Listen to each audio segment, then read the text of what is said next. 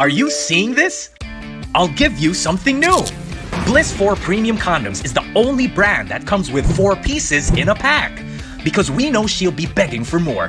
So why stop at 3? This guy is made by the biggest maker of condoms in the world. And he knows exactly what you need. With an amazing quality that you can trust and feel, Bliss wants what's best for you. And for that much-awaited sexy time. Don't panic if you won't have enough. We make sure you're always wrapped. Oh yeah. So make sure you do it on the bed. Bang in the car. Or be sneaky in the shower. Be confident you're this protected.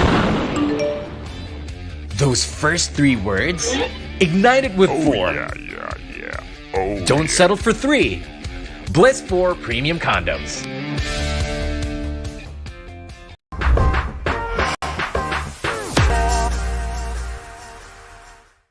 Why go invisible when you can glow? Premier Condoms.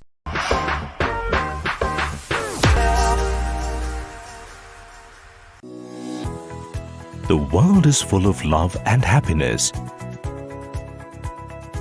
Happiness is loving yourself and being less concerned with the approval of others. Live your life in your own way and love without inhibitions or hesitations.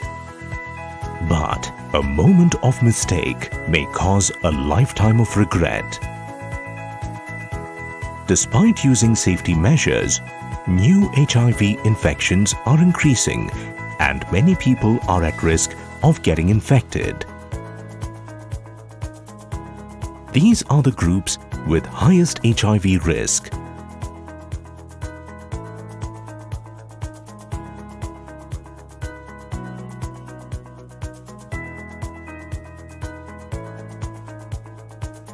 Introducing an effective preventive tool, Be Prepared, a combination of tenofovir and emtricitabine 300 mg and 200 mg. Just 1 pill a day can keep HIV away. The COVID-19 pandemic has taken its toll on our regular health routine. It slowed down how we can take care of our health and wellness. We need to bounce right back and get on our feet. Now more than ever, our health is our priority. We've known it since the 70s. In this time of twin pandemic, we cannot ignore the persisting challenge of HIV. Everyone is affected. Anyone can be infected. Hence, everyone should have access to knowing their status. Wait no more. Love Yourself now gives you self-care. Self-Care is the pioneering HIV self-screening program in the country that supports your sexual health needs. Isn't that great? Knowing your HIV status within the confines of your own safe space. Do not let HIV take control of you. You take control of HIV. It's easy to know your status. Just remember, self-care, safe and secure.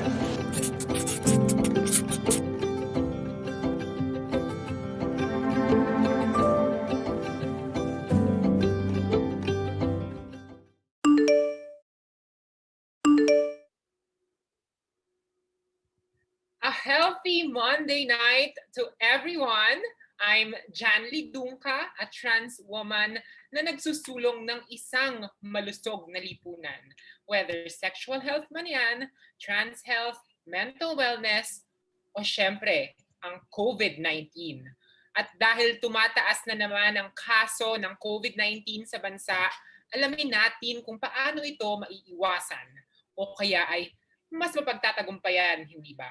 Mula sa mga nakaranas nito at mga nagpapatupad ng health protocols, diba? Sa mga eksperto. Para sa isang healthy na lipunan, alam kong facts always matter to you. Good evening, my advocacies, Jan Lee. Evening, advocacies. I missed you. I missed you too. At isang malusog na gabi sa lahat ng mga nanonood at sumusubaybay sa atin ngayong gabi. At mayroon tayong isang bagong kapamilya, kapuso at kapatid na makakasama tonight to, of course, take on the spot of our sister, Peachy, who's recovering right now from COVID-19. mapalad tayo dahil siya lang naman ang Blogger Love Host 2021 winner. So legit na legit ang galing at husay ng kapatid nating ito. Ang ating bagong host for tonight, si Chal. Hello! Ayun. Hello! Hi, Mars. Yes, so Yes, from it's Kings so and nice. Queens, tatalon muna siya dito sa atin Yes. ngayong gabi sa Fact You. Yes, from ending the week with Kings and Queens, I'm starting the week now with Fact You. And I'm so happy to be here. Yay! Salamat. Salamat din.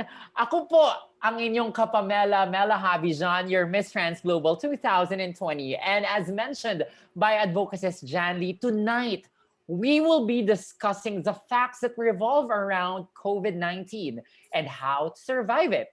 This is especially close to my heart because we were recently troubled by COVID-19 as my Papa Dindo and my sister Reina tested positive of the virus. So tonight, we will cover the basic facts about COVID-19 and how to survive it because facts always matter to us. Yes! So, thank you, Ate Mela, for that. Again, ramdam na ramdam ko, aside from warm welcome, yung pressure. Kasi kayong dalawang ate ko yung kasama ko ngayong gabi. So, parang nag-prepare talaga ako tonight. Naligo ako, nag-deodorant ako para sa inyong dalawa tonight. Gusto nyo yon? Kaya pala, amoy na amoy namin ang bango mo, Mars. Yes. At saka, Ate Jan Lee, nakapolo ko tonight. Sa Kings and Queens, naka-sando lang ako. So, very new to sa akin. But again, maraming salamat sa pag-welcome sa akin dito at isang nakakapagpagaling na gabi sa inyong lahat. Ako po ulit si Chal Maling, ang naatasang humalili kay ate natin Peachy Roberts. Bago man ako sa inyong paningin, hello, maganda pa rin ako kung susumahin. Magkasing ganda, hindi nagkakalayo. And as I've mentioned, ako muna yung papalit kay Ate Peachy natin bilang siya ay nagpapagaling sa very timely and relevant na challenge in our country, which is the Philippines, ang COVID-19. So don't worry, Ate Peachy, sabi niya sa atin, nagpapagaling na siya and medyo gumaganda na yung pakiramdam niya dahil sa lugaw. Therefore, I conclude, lugaw is essential. Naglugaw din ako kanina, so, ay goto pala yun, pero it's the same banana. Correct, magkakapamilya. Yes, iba lang yung toppings. Toppings ba yun? Kung hindi naman sila lumulutang. So, kaya tuloy ang laban ng mundo natin dahil kahit ano pa mang delubyo ang dumating sa atin, malalampasan natin yan kung tama ang ating facts. Dahil facts always matter from top to bottom and everything in between. And welcome to Fact You! Yes! Nagawa ko siya! Ayan, alam nyo, mga advocacies, I'm so happy dahil nagbabalik tayo at tatalakayin natin ngayong gabi ang isang napakahalagang topic, hindi ba? Hindi lamang sa Pilipinas actually, kundi sa buong mundo, di ba? Isang pandemyang rumagasa sa buhay nating lahat. Pero syempre, hindi naman tayo magpapagapi, hindi tayo magpapatalo, lalaban tayo at lalaban. Kaya nandito tayo para mas maging maalam tungkol sa usaping ito at para mas maprotektahan natin ang ating mga sarili at ang mga mahal natin sa buhay. Hindi ba? So, at syempre, gusto rin nating malaman bilang ang fact yung nga always talks about topics that are relevant to the LGBTQIA+ community. Pag-uusapan din natin kung paano naapektuhan ang ating komunidad ng pandemyang ito. Hindi lamang in terms of health but also social, emotional, and financial also. And so again, welcome Sis Chal, Advocacist Chal. Tonight, we're so happy to have you. Yes, I'm so happy. And nung message nga ako ni Direk kanina, tapos parang sabi, standby ka for fact. Sabi ko, oh my God, it would be an honor talaga for me to be joining Miss Trans Global 2020. At syempre, nag-iisang transistor natin na kapatid ko sa Kings and Queens. So parang iba talaga yung preparation ko tonight. Correct. Talaga, di ba ibang eksenahan kapag Kings and Queens, very casual. Ito naman very, hindi rin namang formal na formal, pero di ba, mas may, again, by the name of fact you, mas may pagkaseryoso. Pero, Mampa-fact you tayo, ganyan. Pero syempre, gusto namin ng added flavor mo tonight, di ba? Ang iyong flavor of hosting. Kaya excited kaming makasama ka ngayong gabi. So kung handa namang ang taga-Facebook sa flavor ko, press 1. Kung wini-welcome niyo talaga kayo, press 1 kayo dyan sa Facebook. Ganyan. Correct. Well, for sure, i-welcome ka nila ng buong puso dahil nga ikaw naman talaga ang champion ng Vlogga Live Host 2021. Diba? Sino ba naman ang magbibigay ng mainit na pagtanggap sa isang kampiyon na kagaya mo? Correct. Ganito yung feeling ng top. Finally, naramdaman mo na rin ang pakiramdam ng pagiging on top of the game. Kaya, diba? Congratulations. Pero, salamat. Mabalik tayo. Ayan, of course, you're welcome, Advocacy's Channel. Pero mabalik tayo sa topic, sa usaping COVID, no? Siyempre, ang dami nating makakilala at malalapit sa puso natin na nagkakasakit at dinadapuan ng COVID-19. At hindi lamang kakilala, kundi kapamilya natin at mga mahal natin sa buhay. Ako, fortunately, wala pa naman at sana manatiling ganoon. Pero alam ko ikaw, Advocacy's Mela, again, si Tito Dindo at si Reyna, ang iyong kapatid, ay unfortunately nagkaroon. Pero healthy naman na sila ngayon. Pero gusto ko lang din tanungin, syempre, kamusta yung experience nyo as a family going through all of those? Napakahirap. It was a tough period. March was somehow devastating on our end because dahil kapag meron kang ganitong uri ng sitwasyon, kailangan handa ka sa anumang pwedeng mangyari because as mentioned, COVID-19 isn't as easy as any kind of flu. It could affect you badly kung very severe yung symptoms na nararanasan mo. More so, madali itong makahawa. Kaya nun nga na parang nagkakaroon na kami ng symptoms. Even I had symptoms kasi nilagnat ako noong mga March 14. Little did I know, si Papa rin pala ay nagkakaroon din ng symptoms. Sa kanya naman, sumasakit yung katawan niya and eventually inubo siya. So when we got tested, ako nag-negative, siya yung nag-positive. Ang nauna sa amin was si Rina, but Rina was outside of our house. Nasa condo siya. So nandun siya nag-isolate. So dito sa bahay namin sa Marikina, it was so crucial kasi magkaedad si Mama at Papa, they're in their late 50s.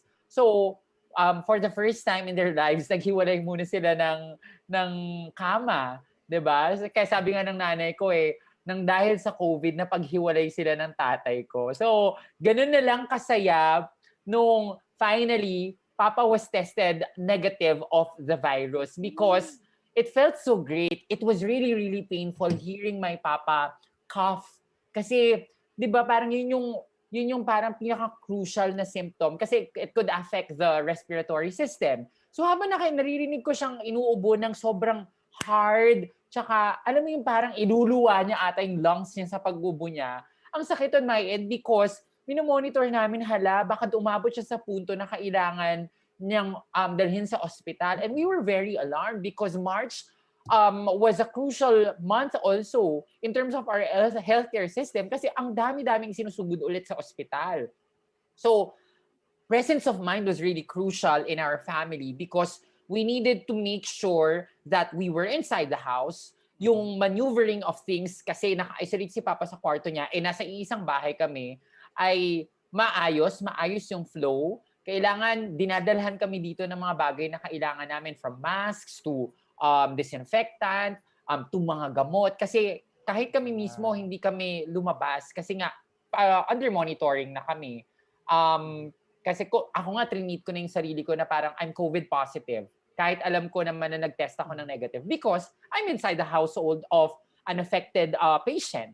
So, I guess just merely surviving it and going through it, I don't want to go through it again.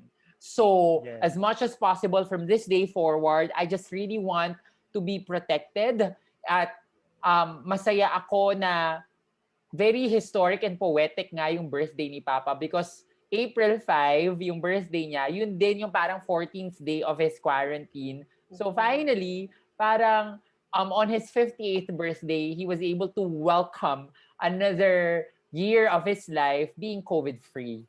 Kaya kung kayo man po ay nakakaranas sa inyong pamilya, meron man po sa inyong affected by the virus, I am with you. I share the same pain. Alam ko nakakapraning yan. Kaya namin ginawa itong episode na ito for us to be learned. Kasi mahalagang malaman natin kung ano ang dapat nating gawin if for any reason, us or any of our loved ones will be positive of COVID-19. Yes.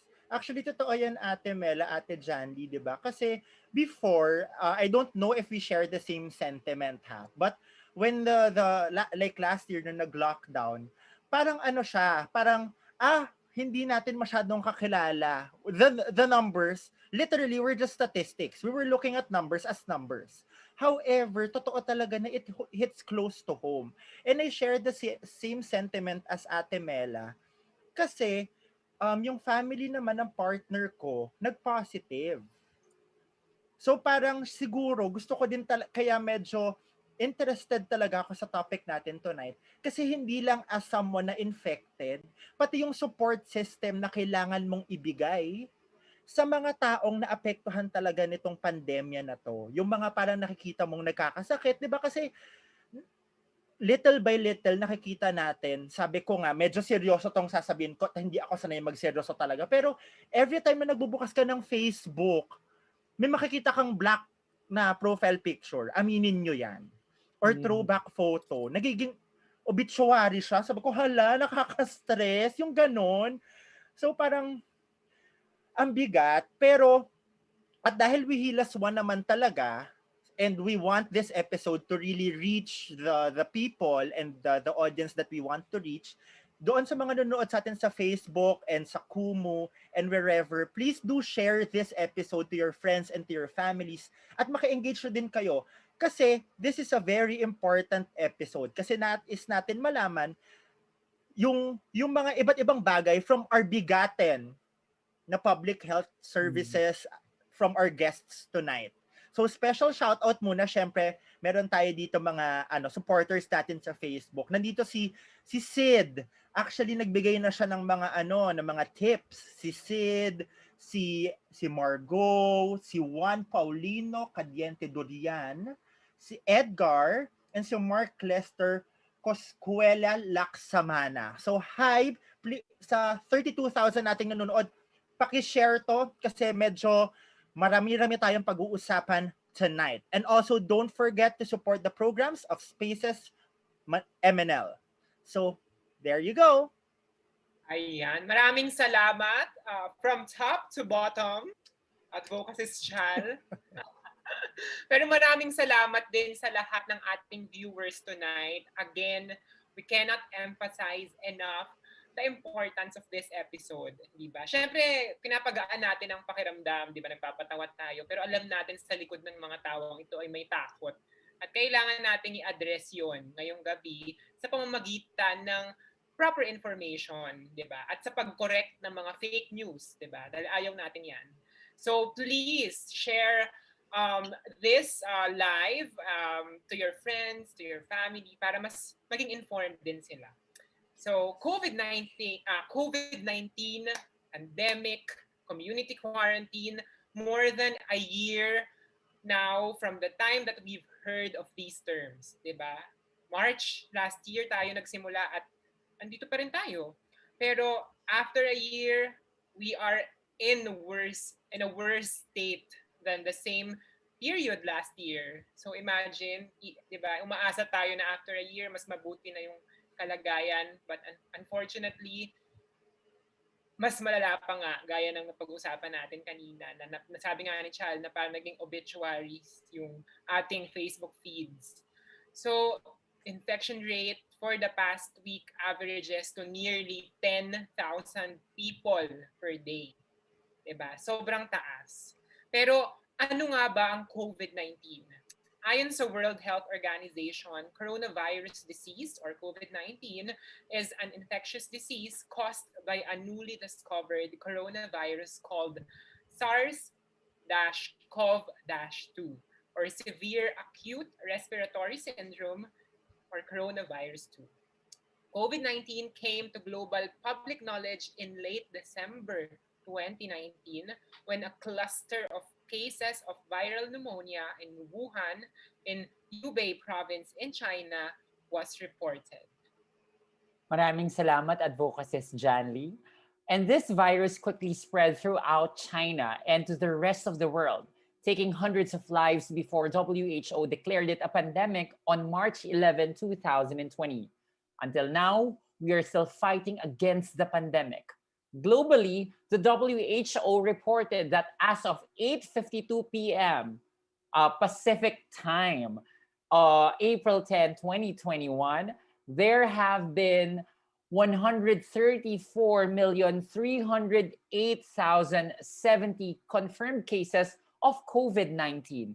And as reported all over the globe, a total of 2,907,944 individuals have died of the virus. In the Philippines alone, confirmed cases reached a total of 840,554 with a total of 14,520 deaths. Yes. Thank you for the statistics natin, Ate Mela. Pero lagi nating tatandaan na hindi lang tayo pawang statistic lamang. Dahil tayo yung mga tao, nagmamahal at may pakiramdam. Kaya naman, I totally agree na solusyong medical talaga ang kailangan para masugpo ang medical problem na ito.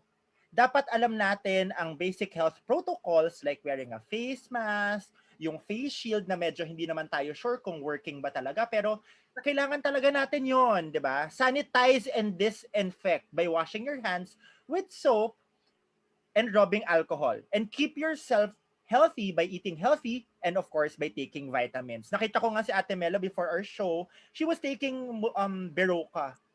Yeah. Diba? So, kailangan talaga natin yung vitamins na yan. Alamin din natin kung saan at paano ang this is not sponsored. Yes. Pero baka naman kung gusto baka nyo, naman. Hello, Bayer. Bayer, baka naman. Tatlong nagagandahan to. Oo. Pero Sa of aming course, kaibigang si Monch Cruz, baka naman. Sir Monch. So, ngayon, kailangan nating alamin kung saan at paano ang testing, bakit natin need mag-self-isolate or mag-quarantine, o kaya gaano ba kahalaga talaga yung vaccination. Pag-uusapan natin yan ng very, very masinsinan tonight. Kaya mga Mars, pakishare itong live na natin para malaman na ang proper medical precautions from our health workers. Yes, thank you so much, Sis Chal. At tama ka dyan, solusyong medikal ang ibibigay natin kasabay ng palugaw ni Mayor. Dahil again, hashtag lugaw is essential. Ayan. So sana habang nanonood kayo ay sabayan nyo na rin ng pagkain ng lugaw ngayong gabi. Hindi ba? Yeah. So let's get to know our guests. Excited na akong makilala sila at talaga namang kapayanamin sila ngayong gabi. Our first guest is an experienced epidemiologist who now heads the Quezon City Epidemiology and Surveillance Unit, or CESU, and currently the city's coordinator for sexually transmitted infection and human immunodeficiency virus, or STI-HIV program. Academically, he earned a degree in dentistry from the University of the East and has a training on applied epidemiology from the Field Epidemiology Training Program of the Department of Health. Let's all welcome this passionate public health frontliner, Dr. Rolly Cruz. Hi, Doc Rolly. Good evening, everyone. Good evening, John Lee, Chao, and Mela, and to all your televiewers, Facebook viewers, and YouTube viewers. Sana po ay magdilang anghel kayo at maging televiewers po siya someday. Parati ako nagbibig ng angel. So, good luck sa inyo. Nako, that's a dream. Oh my God. Sana rin po ipagdasal niyo po yung mga love life namin. Pwede niyo po bang i-declare din yon? Teka muna. Thank you so much, Doc Ron, for joining us tonight, and we're super excited to hear from you at para maalam about COVID-19. Yeah, thank you for inviting me and finally, love yourself, take on COVID-19. Yes. Maraming salamat sa inyo, Doc Rolly. And now, our next esteemed guest is another doctor coming all the way from the Queen City of the South, Cebu. He's the Department of Health Central Visayas Region 7 Medical Program Coordinator for Infectious Diseases. He's not only a medical professional, he's also earned a master's degree in development management. Please welcome this well-rounded public servant whom I believe is a happy person himself because yung ngiti niya ngayong gabi is also infectious, diba? In a positive way. Let's all welcome Dr. Van Philip Baton. Hi, Doc. Hi, hi Mela. Good evening to Chal also and to I forgot. Sorry. Janly. Janly. Sorry, I really am sorry for that. Again, thank you for the opportunity. Although I'm way here in the southern part of the country, it really is nice to be a part of this discussion tonight to share information and hopefully correct misconceptions regarding COVID-19. Yeah. Doc, gusto lang naming purihin ang iyong commitment to your profession dahil hanggang background mo ay bit-bit mo ang pagka-miyembro mo ng pampublikong sektor ng ating kalusugan. Thank you. Ano talaga to, we want to carry we are public workers, although it's after 5, our job really is non-stop, no? Doc Rolly, we sleep, we eat, everything is all about COVID-19 response and helping people to be healthier or at least safe and recover faster with COVID-19 and other medical conditions. Yay! Thank you so much for your service. Because of you and Doc Rolly, we are very much assured that we can beat the virus. Thank you.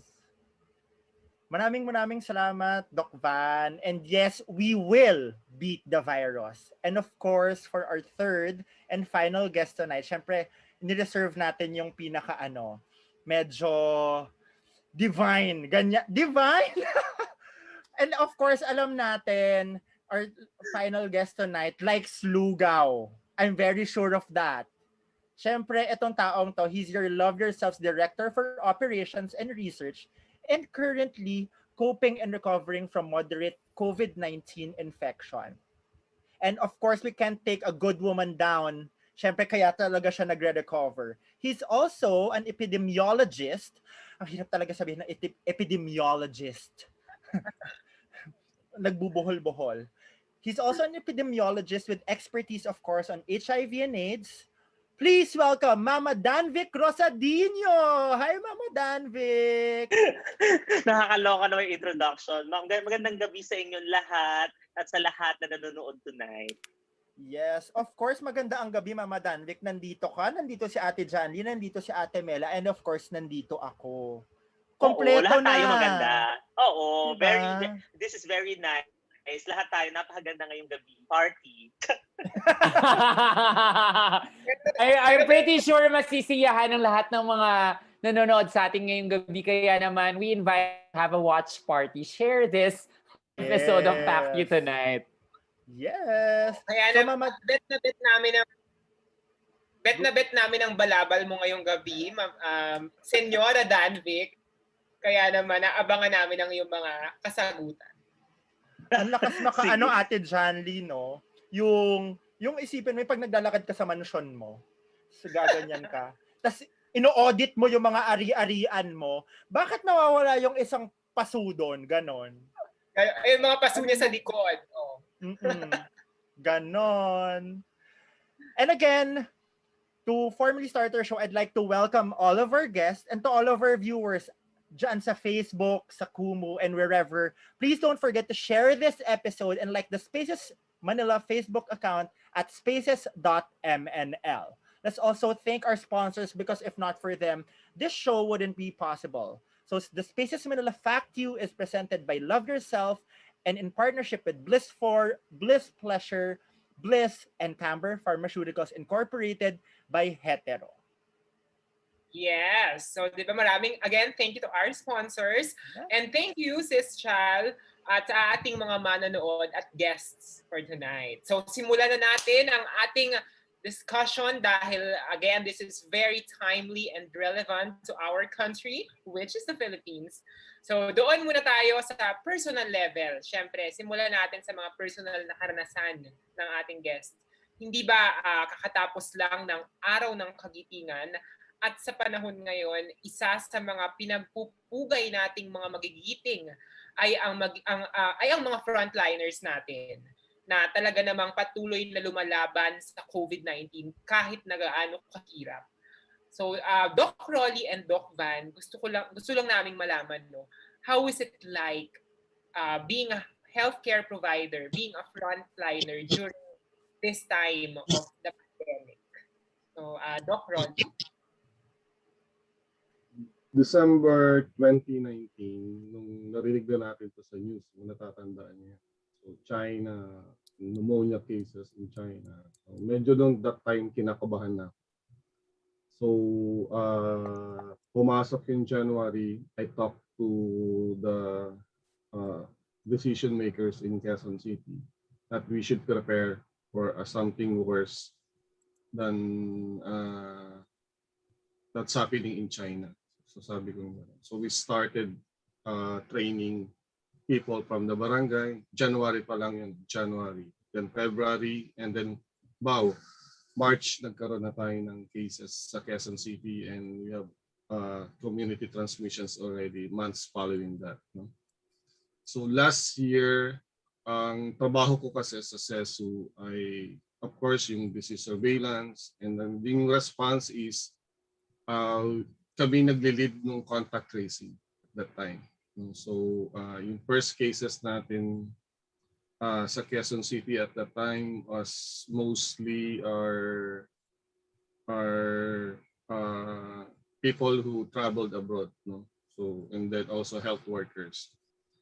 So hanggang sa nagkaroon na ng continuous community transmission, people that we know, doctors are dying because they were exposed to the virus, tapos wala pa tayong masyadong intervention right at that time, no? Wala pa tayo talagang tinatrial ng mga gamot at that time. So and then everyone is very afraid, walang lumalabas, walang lumalapit, no?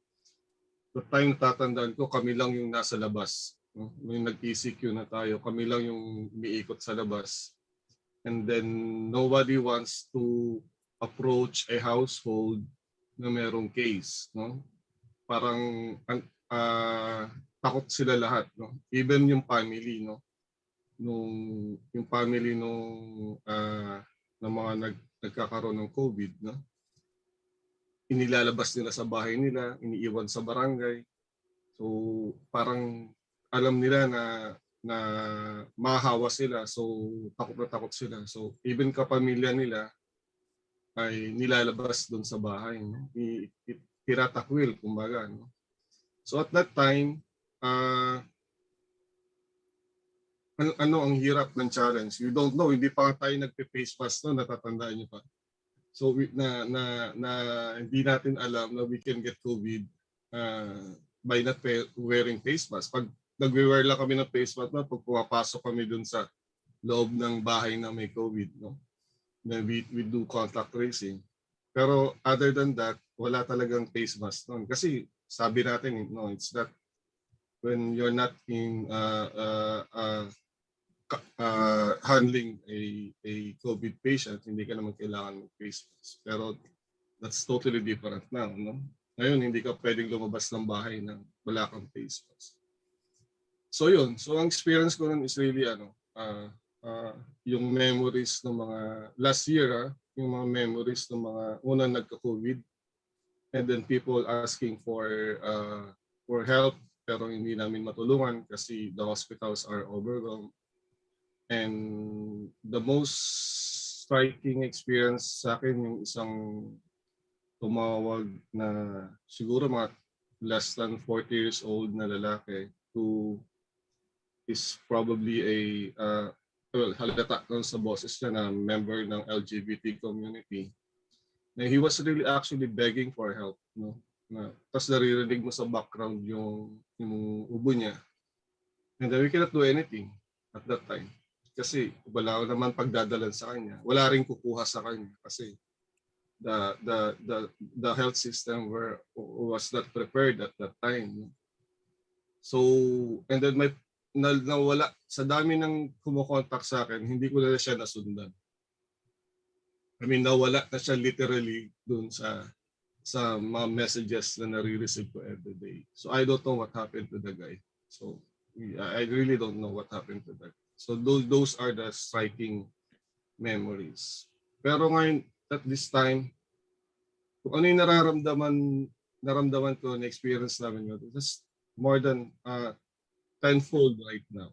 No? So, kala natin naging prepared ka. I'm sure Doc Ban will be familiar dito. Hindi tayo nakapag-handa at this time. Hindi natin alam ganun kabilis kumalat. Dati hindi pa masyadong familiar sa akin yung mga nagkakaroon ng COVID. By this time, it's family, friends, and Facebook friends. Alam ko na agad sa itsura pa lang nung behavior sa Facebook ng mga friends natin. And then nakita ko na, eto magkaka-COVID to. And then after a while, nagka-COVID na nga sila. So those are the things that we are facing right now. We continuously facing right now. We don't know how it will end, no? Pero but gaya nga na sinabi nyo, no? Virus lang to. No? Kaya natin itong pigilan. And I'm happy that we're talking about it right now sa platform natin ngayon. Kasi natatandaan nyo yung HIV. Ang galing na natin sa HIV in terms of fighting virus, a different kind of virus. Pero this time, kung ano yung experience natin sa HIV on discrimination and stigma and discrimination, this is 100 times more. No? So, ang stigma and discrimination sa COVID, no? I'm sure all of you were able to experience this. Pero, yun nga, hindi lang medical aspect ang kailangan natin tignan, but also yung mga psychosocial intervention na kailangan din natin gawin. Thank you so much, Doc Rolly, for recounting what you have experienced dealing with the COVID-19 pandemic since last year. And I'm sure hindi po naging madali, as you mentioned, hindi ba? Napaka-challenging, especially for healthcare providers and frontliners. Pero salamat dahil again, salamat po dahil hindi kayo napapagod na maglingkod sa ating mga kababayan. Siguro po, para din mas malaman din namin on a personal level, Doc, no? If kung meron kayong gustong i-share or i-address sa ating viewers na sa tingin nyo ay unique experience of a healthcare provider, na kunyari kami ni Nachal at Mel, naman kami healthcare providers. Sa tingin niyo po, ano kaya ito na para mas maunawaan kayo ng mga manonood?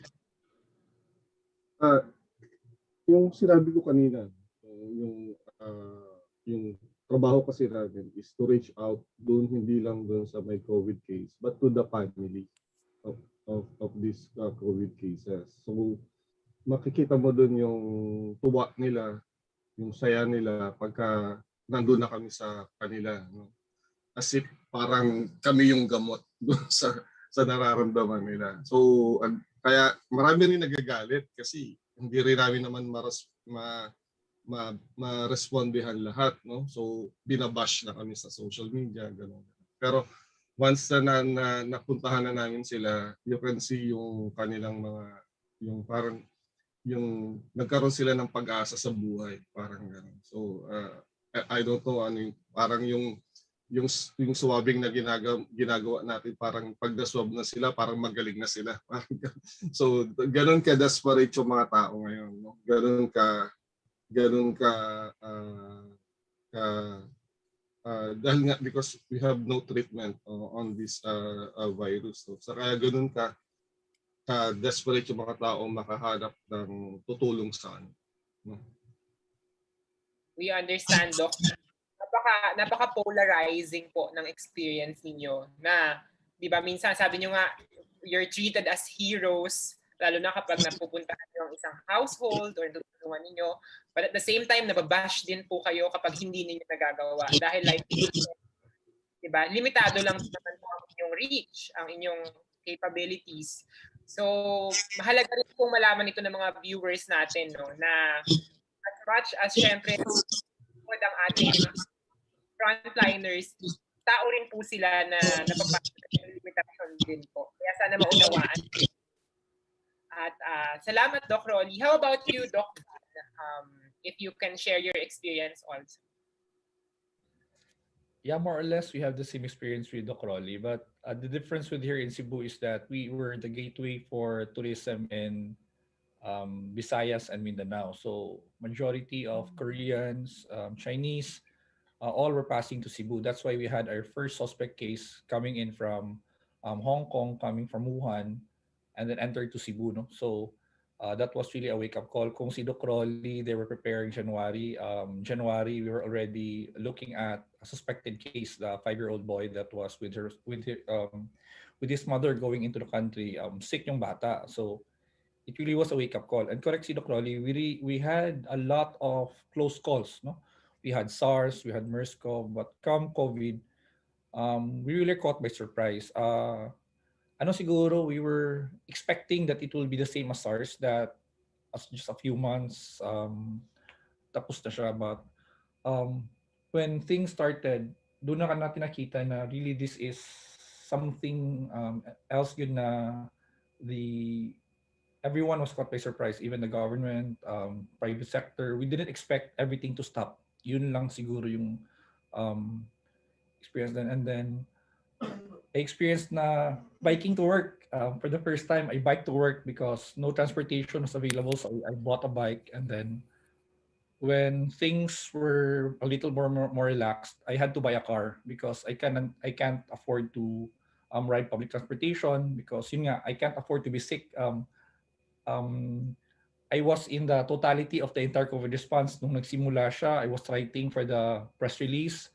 Then when we had already positive cases, I was writing for all of the COVID cases. I have a list of all the COVID positive.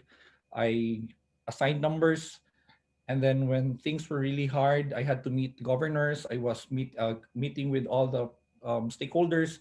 So I was in meeting until 10 p.m. and then had to wake up again in the morning for another meeting by 7 a.m. And then you had calls from central office. So everything, that's for the entire, for the first 6 months. And then June happened. Manila was a better prepared because all of the response was in Manila initially. So when June came, we had the same problem you guys currently are experiencing. We had a lot of cases and the hospitals were quite full. People were turned away. They had to search for their own beds. They had to literally go around the Cebu, Mandaue, Lapu-Lapu, and then look for beds until where they can find a bed. That's where they stayed. And we had patients dying on the way, knocking. So it really happened in Cebu also, June. So it was a good thing that medyo close-knit kasi yung healthcare system or the hospitals here in Cebu. So maybe that was easier for us. We are a metropolitan setting, but people were still close-knit. So parang we had the best of both worlds. We were a metropolitan setup, pero yung feeling ng people are still quite provincial. So everyone knew everybody. So when everyone saw the risk of not helping each other, helping everyone, uh, everyone pitched in. So that really was heartwarming for me to see private and public hospitals working together. Na if hindi nyo na kaya, we'll send ventilators. So Soto is one of our biggest public hospitals. When Chongwa needed ventilators, Soto provided ventilators. When a private hospital needed nurses, we hired nurses at UH and we deployed nurses to the private hospitals just to keep things going, because if you don't have the private sector, really it will ang sinasabi kasi namin, if you're going to a private hospital, even if you have beds in the public hospital, these people won't come in. They would prefer to die in the vicinity of the private hospital rather than go to a bed in a public hospital. So yun yung iniisip namin. So really have to support the private hospital para lang naman may puntahan. And in the initial part of the epidemic kasi, what was funny is that disproportionate majority of those hit by COVID-19 were the rich, yung mga can afford to travel, businessmen, were on meetings. Sila yung mga first. So we were thinking na, baka okay to sa mga pangmayaman na tong sakit na to, but the poor people, those who are not as fortunate as them to travel abroad, sila yung hindi mahirapan. But as the cases, when we started plotting cases, we saw that these were the matatanda, yung have money to blow, so they go to casinos, and then na-hit yung mga taxi drivers. So we're not seeing taxi drivers, and then we saw family of taxi drivers, and then we saw vendors in the market, and then doon na nakita namin na started going down and down and down and down. And when it hit the community, that's where we saw it exploding. We had one barangay to close down because there were too many cases. We can't test everyone, so we just assumed that if 50% of the barangay is already infected, and they're really, it's just like a wall is separating one household to the other, it's safer to assume that all of them at least are infected or exposed. So we had to close a particular barangay. People were angry, they did not understand, but when you are at the a difference kasi namin ni Docrolli is Docrolli really would face the people, but for us at the regional office, medyo may comfort, may space between the people affected and us because we're more of a higher level na policymakers. So maybe that's one thing that separates us from Docrolli. We really were not that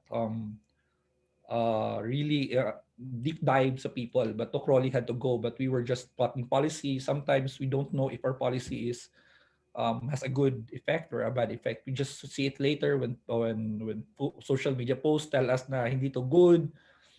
So that really was, before I was always angry at looking at Facebook posts na, they comment on the response, but as the epidemic progressed, you realize that these particular feedbacks are also essential for you to recalibrate. Hindi siya, you take it both ways. You may take it as a positive, you may take it as a negative, but it's there. So it's up to you how you take out this feedback. No?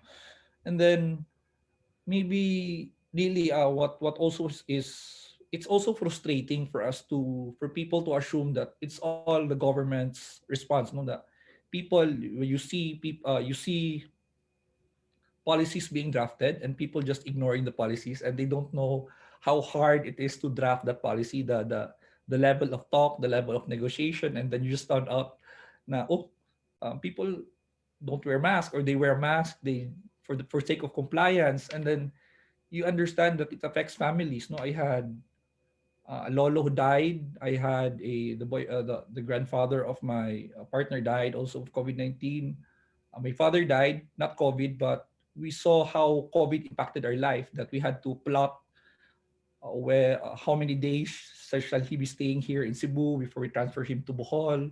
My brother coming in from abroad, how long will it take for him? We had to call people just to see how he swabbed. So even if it's not COVID related, we really saw the impact of COVID. Na we were fortunate that we had time with our dad, but for people who died of COVID, we saw people not being able to say goodbye, not hugging them, and they just found out that they died, and then when they received them back, they're just ashes in a jar. So yeah, same thing with Docrolli. It's heartbreaking, it's frustrating, it's exhilarating when you know that what you did has a good impact, like when you attend meetings and people understand what you're meaning and they follow what you say, then you saw the impact weeks later, they understand it.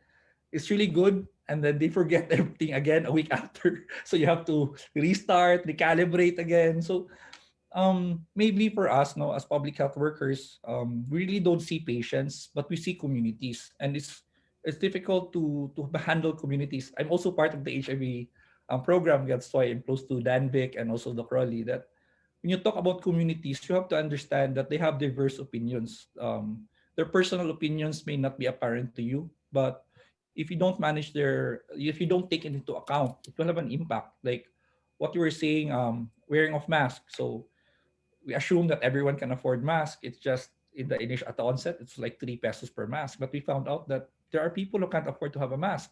So you have to provide for mask, and then everyone has to stay home. How about for people who don't have homes? Where will they go?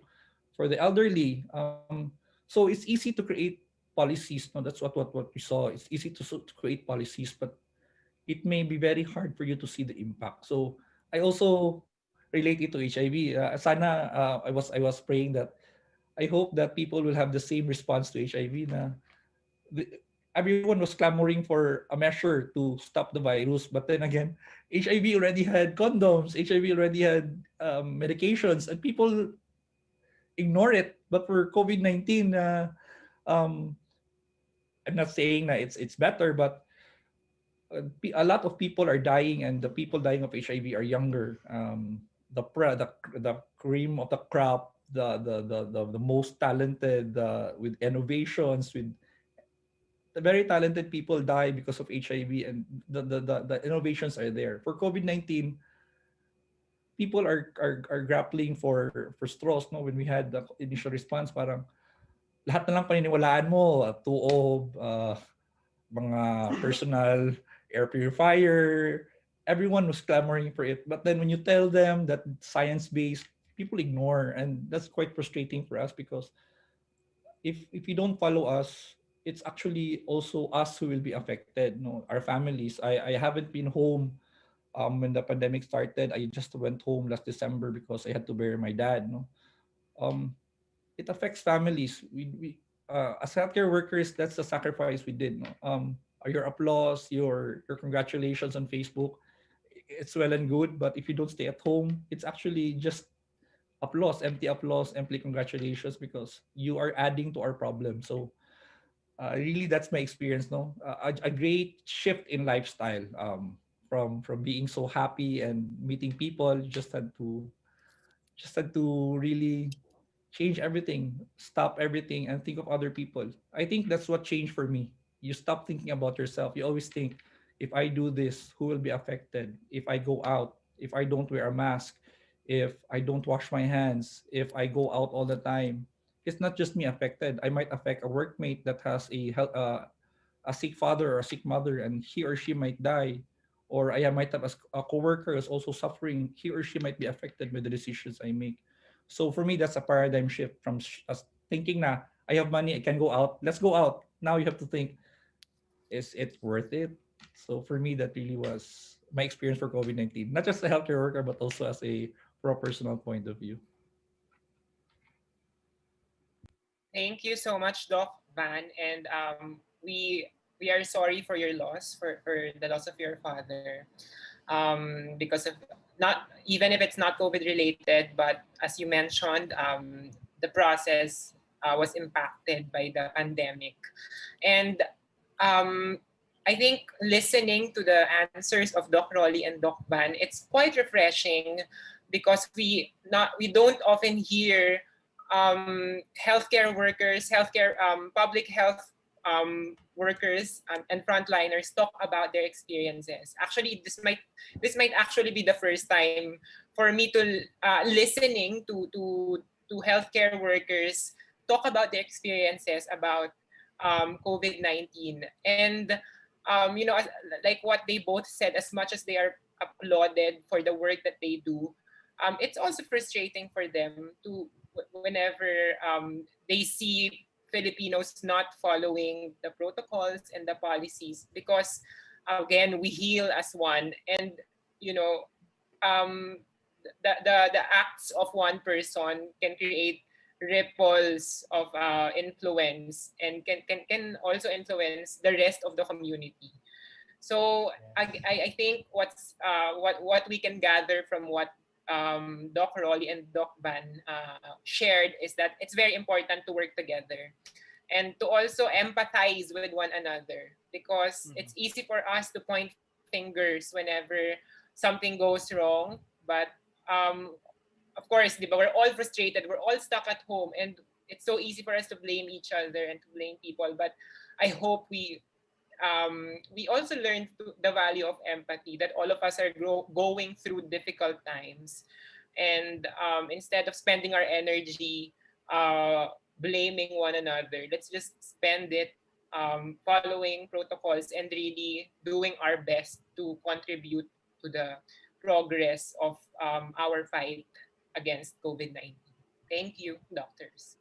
Yes. And before we head on to our next question, I would just like to read some comments in Facebook. But first and foremost, Doc Van, a lot of people here in our Facebook Live are sending their hugs and their condolences for you and your family because of your loss. So again, from Factory din po, nakikiramay kami sa pagkawala po ng inyong ama. Another thing din, medyo close to home talaga ito kasi sabi ni Gerald Marantal, I had an ex who died due to pneumonia last April 10, 2020. Since wala pa masyadong facts and how to properly handle patients at that time, my ex died alone in the hospital.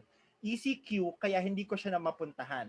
Hindi ko rin siya nakita kasi need i-cremate dahil bawal ang gatherings.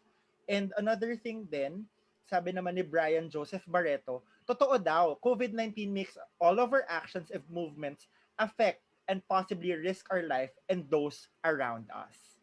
Diba? I think marami talagang takeaways at makukuha pang takeaways ang mga viewers natin. So kaya naman sa mga people in Facebook, please do share this live because I know for a fact this would make an impact for your friends and families. And thank you so much to everyone who is participating in our discussion. I'd like to believe that this is very crucial for us to just simply hear out each other. That's why we are very fortunate to have with us two frontliners who have been witness to how COVID has affected us in a scientific lens. And that's very, very important because we need to listen to them because they know how the virus is going around. More so, they could give us suggestions on how to deal with this once we contacted the virus and once we are experiencing it, going through it, and after experiencing it, what should we do? And I guess it's also but proper for us to hear from someone who has experienced it himself. He's a crucial frontliner to the fight against HIV. Our brother named Danvik is now recovering from COVID-19. So Danvik, we are interested.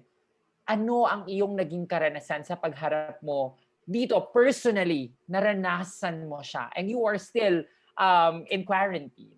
You're dealing with it. How are you now?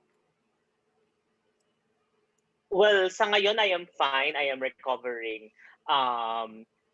I think siguro ang difference with what we have learned starting nung nagsimula ang pandemic is if we have the luxury to stay at home, please stay at home. Kasi, hindi tayo may expose sa ayaw nating makuha, which is COVID-19 nga. However, even though COVID-19 is slowly happening here in the Philippines, hindi lang COVID-19 ang problema ng health system sa Pilipinas, ng health in general. Dahil marami pa ring sakit na nandito ngayon sa Pilipinas. At isa na doon ang HIV. At doon ako naging frontliner na kailangan i-ensure namin na tuloy-tuloy pa rin ang pagbigay namin ng serbisyo sa mga taong apektado ng HIV kahit may COVID-19. At yun yung siguro factor kung bakit hindi ako nabigyan ng luxury na magstay at home because nilalabanan din namin itong epidemyang ito. Pag hindi natin to, binigyan din ng pansin, hindi siya titigil at dadagdag pa siya sa burden ng ating health system na hindi pa natin alam kung paano magre-respond last year. Siguro as a frontliner, I had experience on how to protect myself kahit na tuloy-tuloy kami sa pagbigay ng serbisyo related to HIV, we know how to protect ourselves from COVID. However, siguro nitong, a month ago, kahit alam mo sa sarili mo kung paano mo aalagaan at poproteksyonan ng iyong sarili. There are times na hindi mo masasabi na malalagay ka pala sa peligro na sa COVID ngayon hindi natin alam kung are you at risk na makuha mo siya or hindi. Kasi nakuha ko siya by just talking to someone na pinagkatiwalaan ko siya kasi alam alam din niya kung paano na protection ng sarili niya. Kasi 1 month ago lang I presume na alam na niya kung paano din aalagaan niya yung kanyang sarili ngayong mas marami na tayong alam about COVID. So nag-usap lang kami, pero hindi ko rin alam na nagtiwala ako na alam niya, so we became complacent to each other do sa encounter namin na yon, which is more than 15 minutes. And doon sa encounter namin na yun, hindi ko inaasahan na na-expose pala ako sa kanya nung moment na nag-uusap kami. Kinabukasan, nalaman niya na nagkaroon siya ng symptoms at nung nagpa-test siya, he is positive for COVID. So nung in-inform niya ako kaagad, wala pa ako nararamdaman na symptoms, pero sabi ko kinabukasan, sige, I think kailangan ko na magpa-test kasi I am possibly exposed. Kinabukasan, wala pa ako nararamdaman na symptoms, pero nung after 24 hours, meron na ako naramdaman and noong lumabas na yung result, lumabas na I am positive for COVID. So, sa una, syempre, noong nagpa-test ako, I isolated myself na agad kasi sabi ko, baka mamaya baka kumalat pa siya or may mahawaan pa ako. Siguro swerte ko lang dahil mag-isa ako sa bahay, I can isolate myself. Kaya ko na mag-isa lang ako sa bahay, nasa probinsya. Pero nung nalaman ko na positive ako, medyo nag-iba agad yung paradigm sa pag-iisip ko kasi sabi ko, dati nakikita ko lang to sa news. Dati nakikita ko lang to sa ibang tao. Tapos, nakuha ko pala siya. I cannot put blame doon sa taong nakausap ko kasi hindi rin niya alam at that moment na nakuha din niya yung virus na yon. So, ang ginawa ko na lang, I think, nagbago agad ang pag-iisip ko na oo, inalagaan kong ibang tao in the past year, nang nagsimula tayo ng pandemic, pero siguro focus muna ako ngayon sa sarili ko, kailangan ko magpagaling agad. At sana nagdasal agad ako na, okay, sana kung may symptoms man ako mararamdaman, hindi siya matindi. So, dahil frontliner din ako, meron akong access agad sa resources, naghanda agad ako sa bahay dahil nga mag-isa lang ako. Naghanda ako ng gamot para kung lalagnatin man ako, uubuhin man ako, syempre supplies ko rin, pagkain. So parang hinanda ko na sarili ko. And I had the luxury to do that before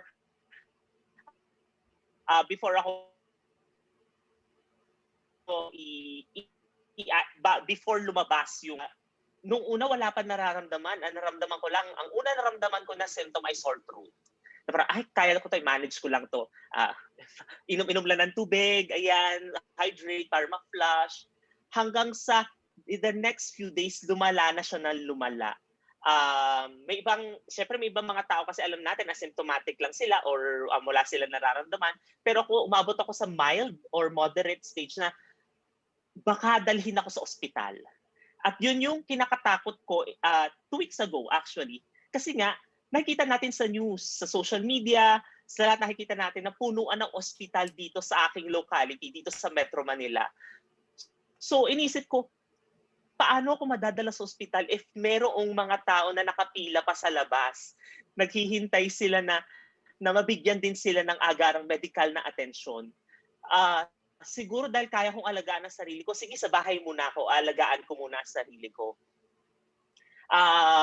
Hanggang sa, kaya ko naman sa simula, pero nung mga day 5, 6, 7, eto na yung mga symptoms na parang siguro kung hindi punuan ang ating mga ospital, nasa ospital ako.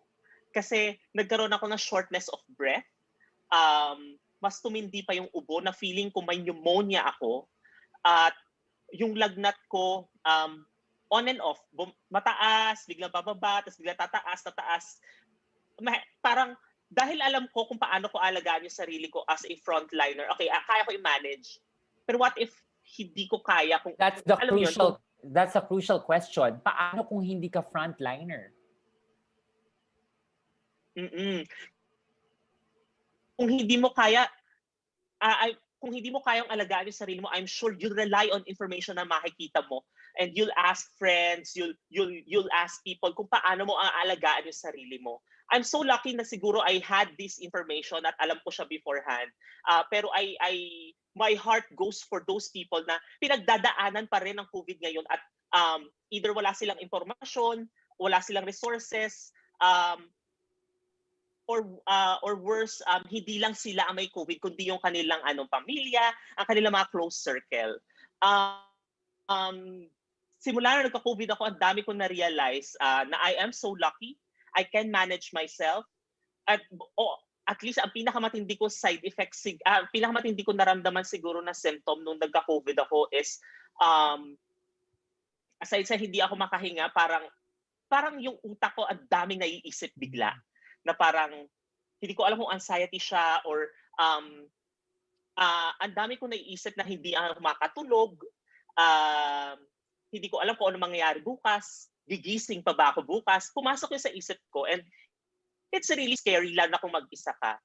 And my heart goes for those people na mag-isa ka na, wala ka pang resources kung paano mo aalagaan ang sarili mo. At yung kung ang kapamilya mo o yung sa iyong circle ay may COVID din, mas mabigat yung naramdaman nila compared sa akin. So siguro napakaswerte ko na na-manage ko ang COVID. My heart goes for them kasi nga sa naranasan ko, I'm sure mas marami pang mas matindi sa mga naramdaman ko. And we are very happy that your state right now, you are in the recovery stage at buong puso kaming nananalangin na sa iyong agarang paghilom dito sa iyong nararanasan ngayon. Kasi personally, naka-apekto din siya sa akin in a deeper sense, as mentioned a while ago, dahil saksi ako sa pagkakaroon ng aking ama. But I also, what I got from your story is that, one, I salute your friend who informed you right away, because there are people who don't inform. 'Di ba? Hindi nila binibigyan ng timbre yung mga taong nakasalamuhan nila na meron akong symptoms at nag-positive ako. And that's a sign of respect. And I do hope that everyone will be able to create that habit of just merely informing all the people you've dealt with that you are having symptoms or you are currently in the positive state. Kasi naka-apekto kayo eh. Kumbaga parang maraming maaapektuhan at dahil nga this is, I guess, a community crisis that we are facing, I'd like to believe that we will be facing this as well as a community. At pag alam natin yung gagawin natin, sama-sama nating ipinamamahagi yung impormasyon na mayroon tayo base sa ating karanasan, base sa ating mga naririnig. Itong episode natin on Fact You, that's why we decided to have this episode, because there are more people who are still lacking the information on how to deal with the virus. So ito yung unti-unti nating paghilom ng sama-sama at sabay-sabay. Nakuha ko rin yung parang immediate isolation on your end. So meron ka kagad immediate response. I will be isolating myself. And the fact that you are a frontliner, you were ready. Kaya crucial din na paano kaming mga hindi frontliners, paano kaming hindi nasa medical field. Ano ang dapat naming gagawin para maging alerto kami kaagad dito sa mga bagay na ito. And I also wanted to raise yung blaming. Because yun yung unang tendency, hanapin mo, saan ko ba ito nakuha? Sino bang sisisihin ko kung bakit ko ito nakuha? And for me, that is out of the question already because COVID is out there. You can get it anytime, anywhere, whoever you are with, it is there. And I think it will lessen your stress out if hindi mo nahahanapin kung sino yung i-finger point mo who caused you the virus. Because the most important thing is, you have the virus, deal with it, be present, and know that you will be supported in any way possible by the people around you. And then we can attest that you can go through it because you will definitely be supported by the people who love you the most. Yes. Actually, totoo yan, Ate Mela. Kasi yun din yung mga nakuha ko kay Danvic when he was answering or sharing his experience. But then at the same time, nakatulong din talaga yung pagiging frontliner niya sa HIV/AIDS. Kasi, correct me if I'm wrong, alam natin to eh. Like, if someone is tested positive sa HIV, automatic yan, contact tracing. Who did I have engaged, 'di ba? Nililista talaga 'yan. 'Di ba? Tapos ikaw talaga pina-practice mo talaga na hindi muna ako mag-engage sa sexual activities. And I think it really helped being exposed as a community din. Parte tayo ng LGBTQIA community na kahit papano we were dealing with HIV and AIDS. May parte ng pagdi-deal natin doon ang nakatulong as to how we will manage personally and within our families yung pandemyang to. So, which points me to the next question. Ang lalim talaga, di ba? Nung mga, hindi, nakaka-enlighten kasi talaga. Pero, ang next question ko, if you may, is, ano po ba talaga yung mga kailangan naming gawin when we find out that someone has COVID-19? Yung, okay, top of mind. Kasi that's the perspective, sabi nga ni Ate Mela, perspektibo yan ng frontliner. 'Di ba? Pero sa isang tao hindi frontliner, Doc Rolly, can you like share something or the things that we need to do when we know someone has COVID-19? Siguro siguro yung mga kaibigan natin na nakikita na ako na sumasagot about COVID sa mga interviews sa TV. Parang sa katupak na ata natin ng Doc Rolly, I have COVID. Okay, good. Pagaling ka. Doc Rolly, anong gagawin ko yung kapatid ko may COVID. So, lahat ata ng klase ng mga taong dadapuan ng COVID ay nasabi na sa akin, naitanong na sa akin. Anong gagawin nila? So noong una, syempre, noong last year actually. So kailangan bigyan mo sila ng lakas ng loob, no? So kailangan hindi ka magpapanik kung ikaw ay sinasabihan ng isang may taong may COVID, no? Para una, baka hihingan kanya ng tulong kung anong gagawin niya. Siguro kaya sila nagtatanong sa akin kasi magtatanong sila kung anong gagawin nila dahil di nila alam kung anong gagawin nila. So kailangan may presence of mind ka. No? So alam naman natin na hindi naman lahat namamatay sa COVID.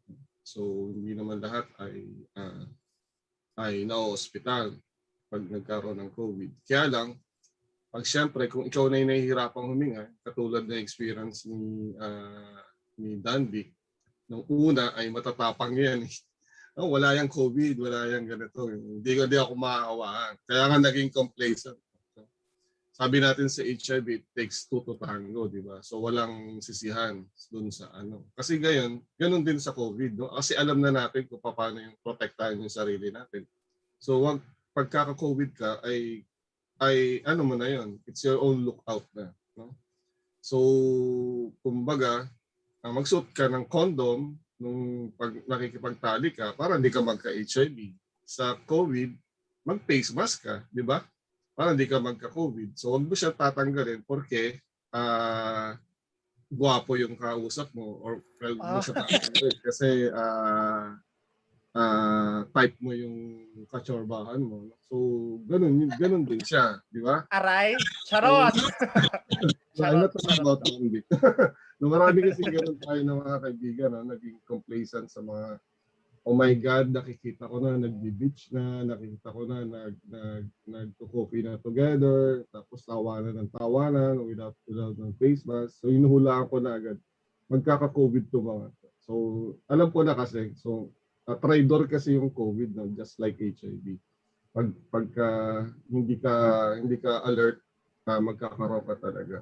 So anong sasabihin? So correct ko lang ng konti yung sinasabi ni Mel. Ano?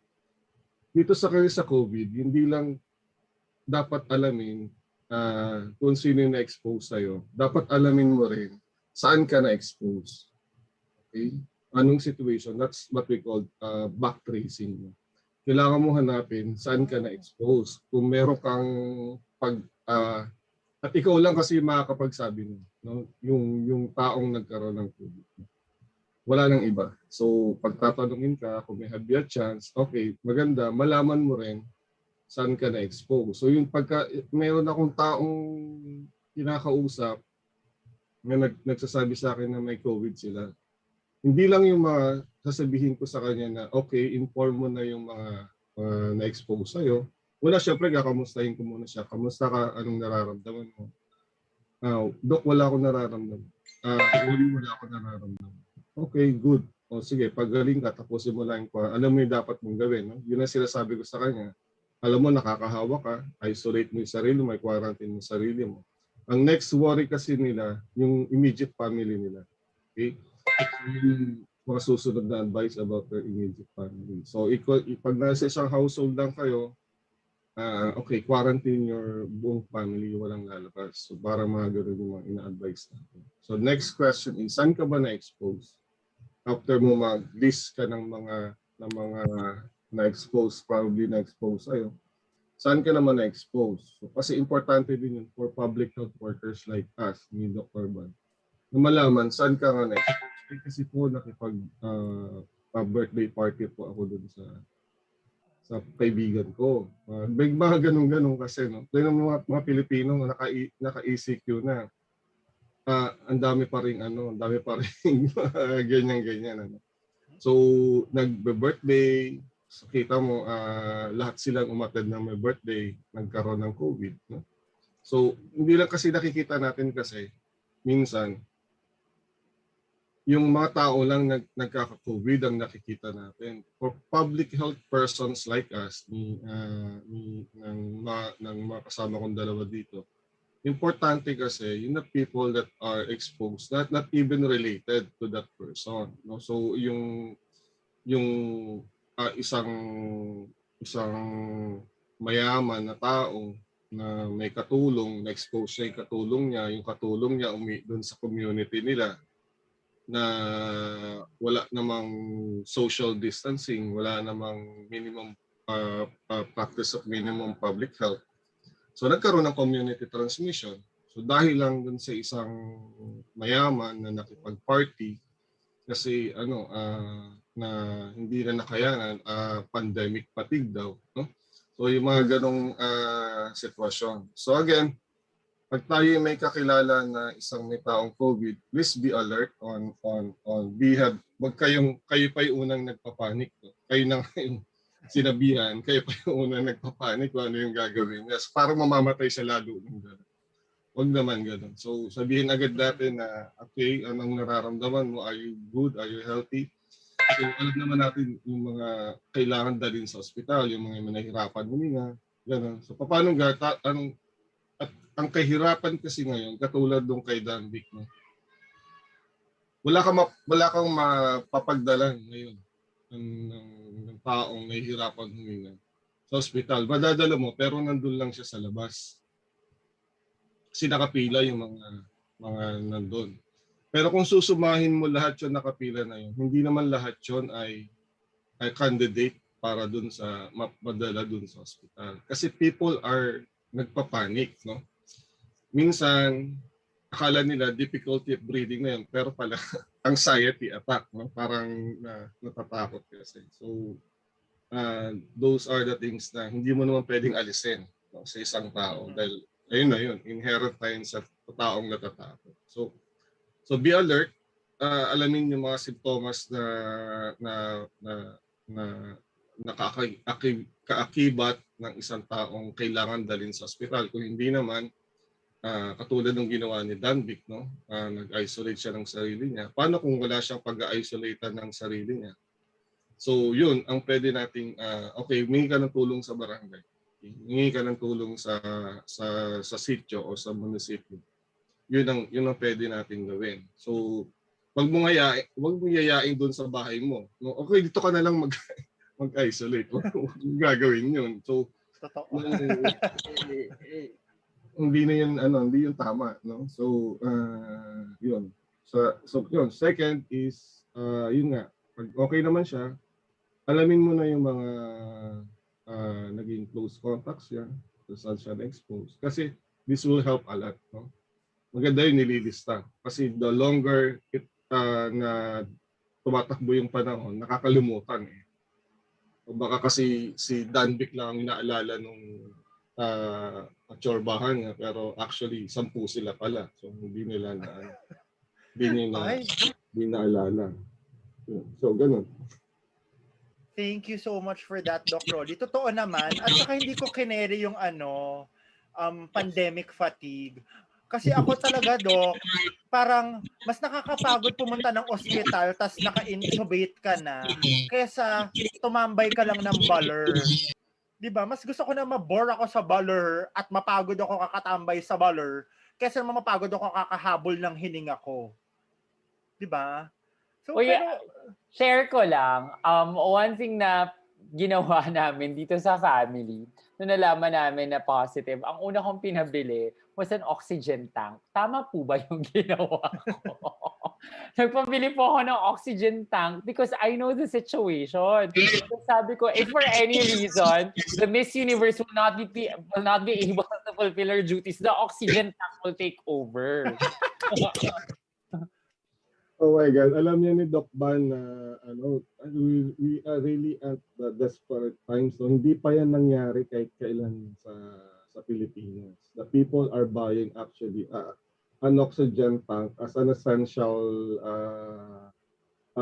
material para dun sa bahay mo. So parang gano'n. So hindi ko alam kung paano kita sasagutin, pero it's like nakakaawa tayo masyado na yung mga tao because walang mapuntahan na professional will resort to buying oxygen tank and hindi baka bibili ka hindi mo pa naman alam gamitin.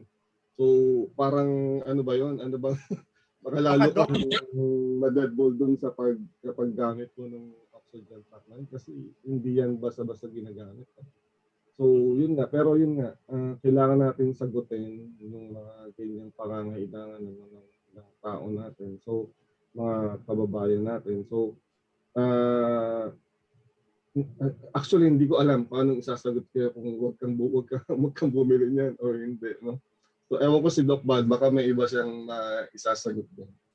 Gusto ko yung pagka-level ng oxygen tank sa essentials. Lugaw, grocery, oxygen tank. Bukas makalawa yung oxygen tank nasa grocery na. Yung ganon. Diba? Ano kasi ako, parang isa ako sa mga nag-forward think na, okay, just in case, last resort, kung ano man ang mangyari, at least para meron akong first aid essential na andito, if for any reason, kailangan, eto siya, naandyan siya, at hindi ako mag-worry about it. Totoo. Ano siya, para siyang, may tama ba yung paggamit ko? Placebo ba? Placebo ba talaga yon? Minsan hindi ko na alam yung sinasabi ko, pero feeling ko may placebo, kineme. Na parang, siya nandyan siya, gagaling ako sa COVID, ganyan, di ba? More so, yung parang kasi, di ba, yung shortness of breath kasi yung kailangan mong protektahan eh. So parang, kumbaga, parang just to be safe, ensure na parang meron akong sandigan ng kalusugan na nasa tabi ko dahil nga para at least presence of mind is very important. Ayan siya, nandyan siya, andyan siya. Madali ko siyang hablutin. True. Siguro yung thoughts ni Doc Van. Wait, sandali, lang. So, sorry Doc Van. So, ito lang yung kasi ganito. So, those are oxygens are very essential dun sa hospital. No? So when people start buying oxygen tank on their own, baka yung mga talagang may kailangan na doon sa hospital, wala na tayong mabili. No? So yung ganun. So I don't want to encourage everyone to do that. No?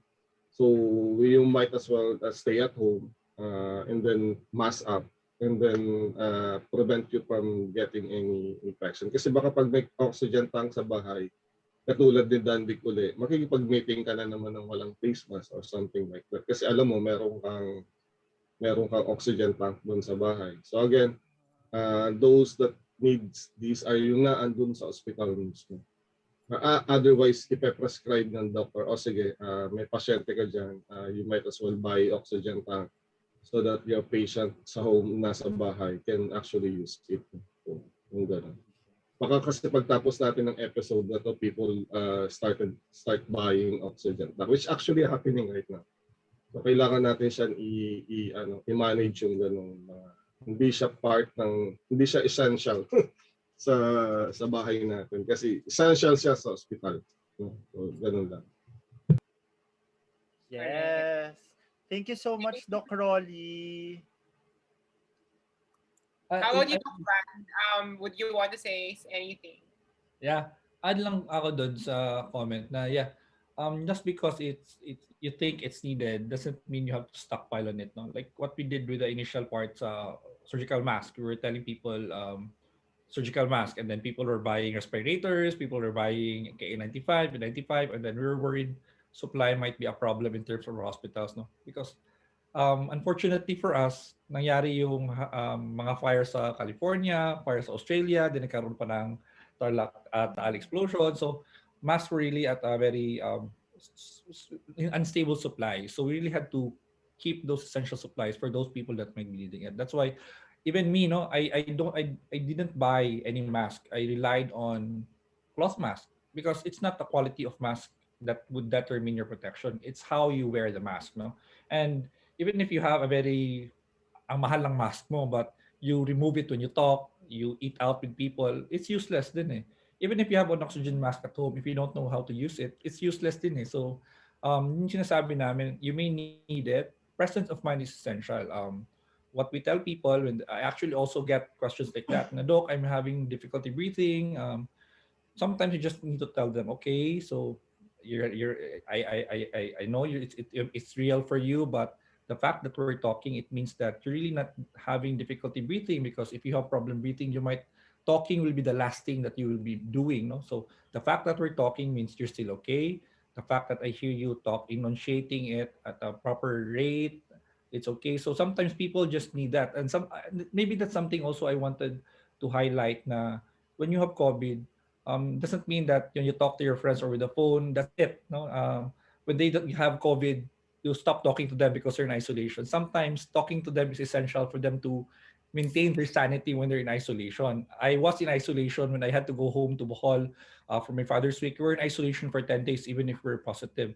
And the fact that kept me sane was I was in isolation was Zoom meetings, talking with friends, text me, because sometimes you need that connection to get your mind off the thing that you're currently facing, especially for COVID-19. Because when you're in isolation, your first enemy is your mind. Eh. The mind plays tricks on you na, oh, baka when you start considering na, oh my God, my friend died because of this. He was young. He was my same age. Friend, then you start entertaining, and then baka magkaroon ako nito and might have difficulty breathing. Then you stop manifesting difficulty breathing, and then you insist that you're having problem. You insist going to the hospital. Then you insist to be admitted. Then that becomes a problem because it starts all from the mind. And I agree. No, sometimes you just need to talk to people who are aware. So talk to doctors, call someone who knows about it, believe them, trust them in what they're saying. If they tell you you're okay, you're okay. But make sure that you update these people when you feel something like you have difficulty breathing. Good thing for Danvik, he knows how to do it because he's, again, alam niya to. But if you're not a medical person, trust your gut. Sometimes your gut will tell you you're gonna be okay. Sometimes it's gonna tell you you're not going to be okay. But the deciding factor here is that presence of mind talaga. Don't let your panic dictate your actions, because that's the reason in Cebu, same thing eh. When we had a surge in June, people were getting admitted just for the sake of getting admitted. They don't want to wait for the symptoms to appear. I'm COVID positive. I have to go to the hospital. We're telling them, you don't need to go to hospital. That's why, as a response to that, we had hotels be converted to isolation facilities so that people who wanted to isolate away from their homes, they can check into the hotels of their choice. and they be monitored from them. And then we assign doctors to the hotels to do telemedicine, just to talk to them. Okay, how are you doing for tonight? Do you have problems? Okay, tell me if you have issues. Because sometimes people just need that. They know they have the assurance that somebody is checking up on them. And sometimes it works wonders, telling people you're okay, you're doing fine. A few more days for you to stay in there, hang in there. And sometimes it makes wonders. I have even a medical student being so paranoid that he wanted to be admitted. I was telling him, no, you don't need to be admitted because we're talking, meaning you're still okay. Tell me later, do breathing, counting, and then breathe again, count, and then exhale, count, and later on tell me, okay, doc, I'm okay. So that's a medical student, supposedly aware na siya sa things like that, but he still panics. Again, for situations like this, it's the mind. The mind is the enemy. So presence of mind really is essential for me. So, Ang ganda nun, Doc. Presence of mind is really essential. So, idagdag mo yan sa listahan, Shal, ha? Apart from lugaw, presence of Presence mind. of mind. Yes. Correct. But thank you, Doc Rolly and Doc Van, and of course, Danvic, for sharing your personal experiences, no? And in a way, also, di ba, medyo may mga konti din tayong na-debunk or na-correct na mga information. And that's why we're doing this, di ba? Para mas mag-provide ng accurate information about COVID-19. And so ngayon, nalaman na natin, no, kung ano ba yung dapat na response natin kapag nalaman natin ang isang tao na maaaring kapamilya o kaibigan natin ay positive sa COVID-19. So ngayon naman, let's go go to a more in-depth discussion about the virus and its effect. So, Doc Rolly, no, what are the basic symptoms of COVID-19 and what should we do if we get these symptoms? So, yung, kanina, no, nasabi ni Danby ko ano yung mga naramdaman. So, simple like that, yung ganun lang. So, simpleng lagnat. So, and then uubuhin ka, and then sometimes mauna yung sore throat, or sisipunin ka muna, and then you have fever, no? It's like flu-like, yung mga nararamdaman natin para tayong magkakatrangkas. No? So, muscle pain, etc. Yung the usual symptoms, no? So when you have these symptoms, no, so of course, the best is of course malaman mo kung COVID talaga to eh, hindi. So kailangan mo magpa-test. Sometimes pag may symptoms na okay doon, you can go to you can actually get tested right away, no. So pwede naman. So ang first thing that dapat mo gawin, of course, ma-prevent mo na makahawa ka. Tama agad yung sinabi ni Danvic na nag-isolate na siya ng sarili. So yun. So para kang tatrangkasuhin, para kang yun, lalagnatin ka on and off. Yung iba talagang sobrang taas ng lagnat. So yung iba naman feeling feverish lang, no? Tapos iba, the following day, wala na lahat ng symptoms niya, no? So napakagrabe nga itong COVID na ito. Parang ang hirap siya i-distinguish sa mga ibang ano. Pero it doesn't mean na pag wala na yung symptoms mo, hindi ka na nakakahawa, no? So ganun pa rin siya. So those are the things na nakikita natin dun sa mga pasyente natin ngayon, no? And then or mga nakikita natin naman nagkakaroon ng COVID, no? So hindi, pero let's be na hindi lahat na may ubo, may sipon, may lagnat ay COVID na agad, no? Mm-hmm. Yun yung tandaan natin na gano'n. Iba talagang simpleng flu lang naman talaga siya, no? So pag nagpa-test siya, negative naman. So ang problema doon, yun nga, hindi naman 100% ang RT-PCR, no? So hindi naman siya, pag sinabi niyang negative siya at may symptoms ka pa rin, ay sasabihin mo na, hindi, ano lang to, ordinary flu. So chika-chika na uli ako sa mga friends ko. So hindi ganon, no? So once you have the symptoms already, always assume na it's COVID at kailangan mo siyang, kahit naman kasi flu, dapat hindi ka rin nakakahawa. Alam mo yun? kahit ordinary flu lang siya, hindi ka dapat nakakahawa. Ordinary sipon lang siya, dapat hindi ka nakakahawa rin. I mean, hindi ka makakahawa. Ingatan mo pa rin yung na hindi ka makahawa. So kahit hindi siya COVID. So dapat ganoon ang ano natin, ang trato natin dito sa sakit na to, especially during this pandemic na hindi mo alam, na hindi ka sure, no, sa mga bagay-bagay. So, yun. So, yung question is, ano ba dapat ang gagawin? So, of course, dapat malaman mo kung COVID talaga to o hindi. So, magpapatest ka. So, ang unfortunately, napakamahal ng testing natin dito sa Pilipinas. No? Very, kung ikaw ay magpapatest sa St. Luke's or sa mga hospital na medyo gagastos ka talaga. Kung hindi naman, i-avail mo yung mga pinaprovide ng mga local government na testing. So important pa rin kung magkaroon ka ng symptoms ay meron kasi tayo tinatawag na self-reporting. Kailangan sa ganito kasing public health crisis, kailangan malaman talaga natin yung mga nagkakaroon ng cases at posibleng merong cases. No? So, importante mag-self-report sa public health officers, no? Sa mga katulad namin ni Doc Van. So, mag-self-report ka so that may inform ka kung ano yung gagawin mo sa mga susunod mong gagawin. Okay? So, ililink ka niya sa testing, ililink ka niya sa mga telemedicine, so mga ganun-ganung bagay. So, alam mo kung ano yung gagawin and yung next step. Thank you so much, Dr. Rolly. No? So, number one, isolate yourself, gaya nga ng sinabi ni Dan Vic. Number two, do self-reporting and sa local government. And number three, get tested. That's the only foolproof way to find out if you have COVID-19. Very similar to actually natin yung symptoms and yung testing, very similar to fight against HIV. Na again, maraming overlaps when it comes to symptoms.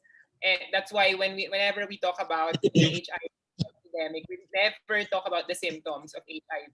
It's always get tested. So, yun lang naman talaga yung only foolproof way to find out if you have COVID-19. Dagdag ko lang dito. So, I'm sorry. Yung dagdag ko lang dyan, Dino. So, if you have loss of smell and loss of taste, that's actually a probable case of COVID already. Parang actually hindi na probable. So, it's 100% sure ka na COVID yan. So, parang loss of smell and then loss of taste. Yun. Tapos dalag natin kay Nobo ka yun. Sigurado na yan. I'm sure that's 100% na COVID siya. So, you might as well nga hindi ka na magpa-test na kung gano'n na yung nararamdaman mo. Parang sigurado na. So, isolate yourself immediately. Inform your close contacts and self-report. Mag-self-report. Correct. Again, thank you, Doc. So, loss of smell and loss of taste. Ayan. So, almost 100% sure lagi na COVID na yan. So, narinig yan kay Doc Rolly. Kaya, yun. Siguro, again, mahal nga kasi ang magpa-test, di ba? Pero kung na-experience yung symptoms na to, loss of smell and taste, then most likely you have, then inubo ka, di ba? Most likely you have COVID-19. Diba? So, thank you, Doc Rolly. And syempre, since pag-usapan natin ang testing, no, Doc Van, if you can also enlighten us on the different types of testing or COVID-19 tests available. Kasi lagi natin narinig yan. Rapid tests, antigen, antibody, RT-PCR. So, if you can just give us a briefer kung ano ba yung pinagkaiba ng mga ito. Thank you for that, Jan Lino. So we have a lot of tests na narinig natin. We have antigen test, antibody test, rapid test, saliva test, ano bang test na RT-PCR. No? So all of the testing have different. Same with HIV. No? We have antibody test. We detect the antibody. Kung ano yung ginawa ng katawan mo, you try to detect that. No? So that's antibody test. And then you also have the antigen test, or you detect the offending agent. So you try to detect the virus. So we also have that in HIV. We try to detect also the HIV. Uh, we get the we try to detect the HIV, and we also try to detect the antibody. For COVID-19, it's more or less the same thing.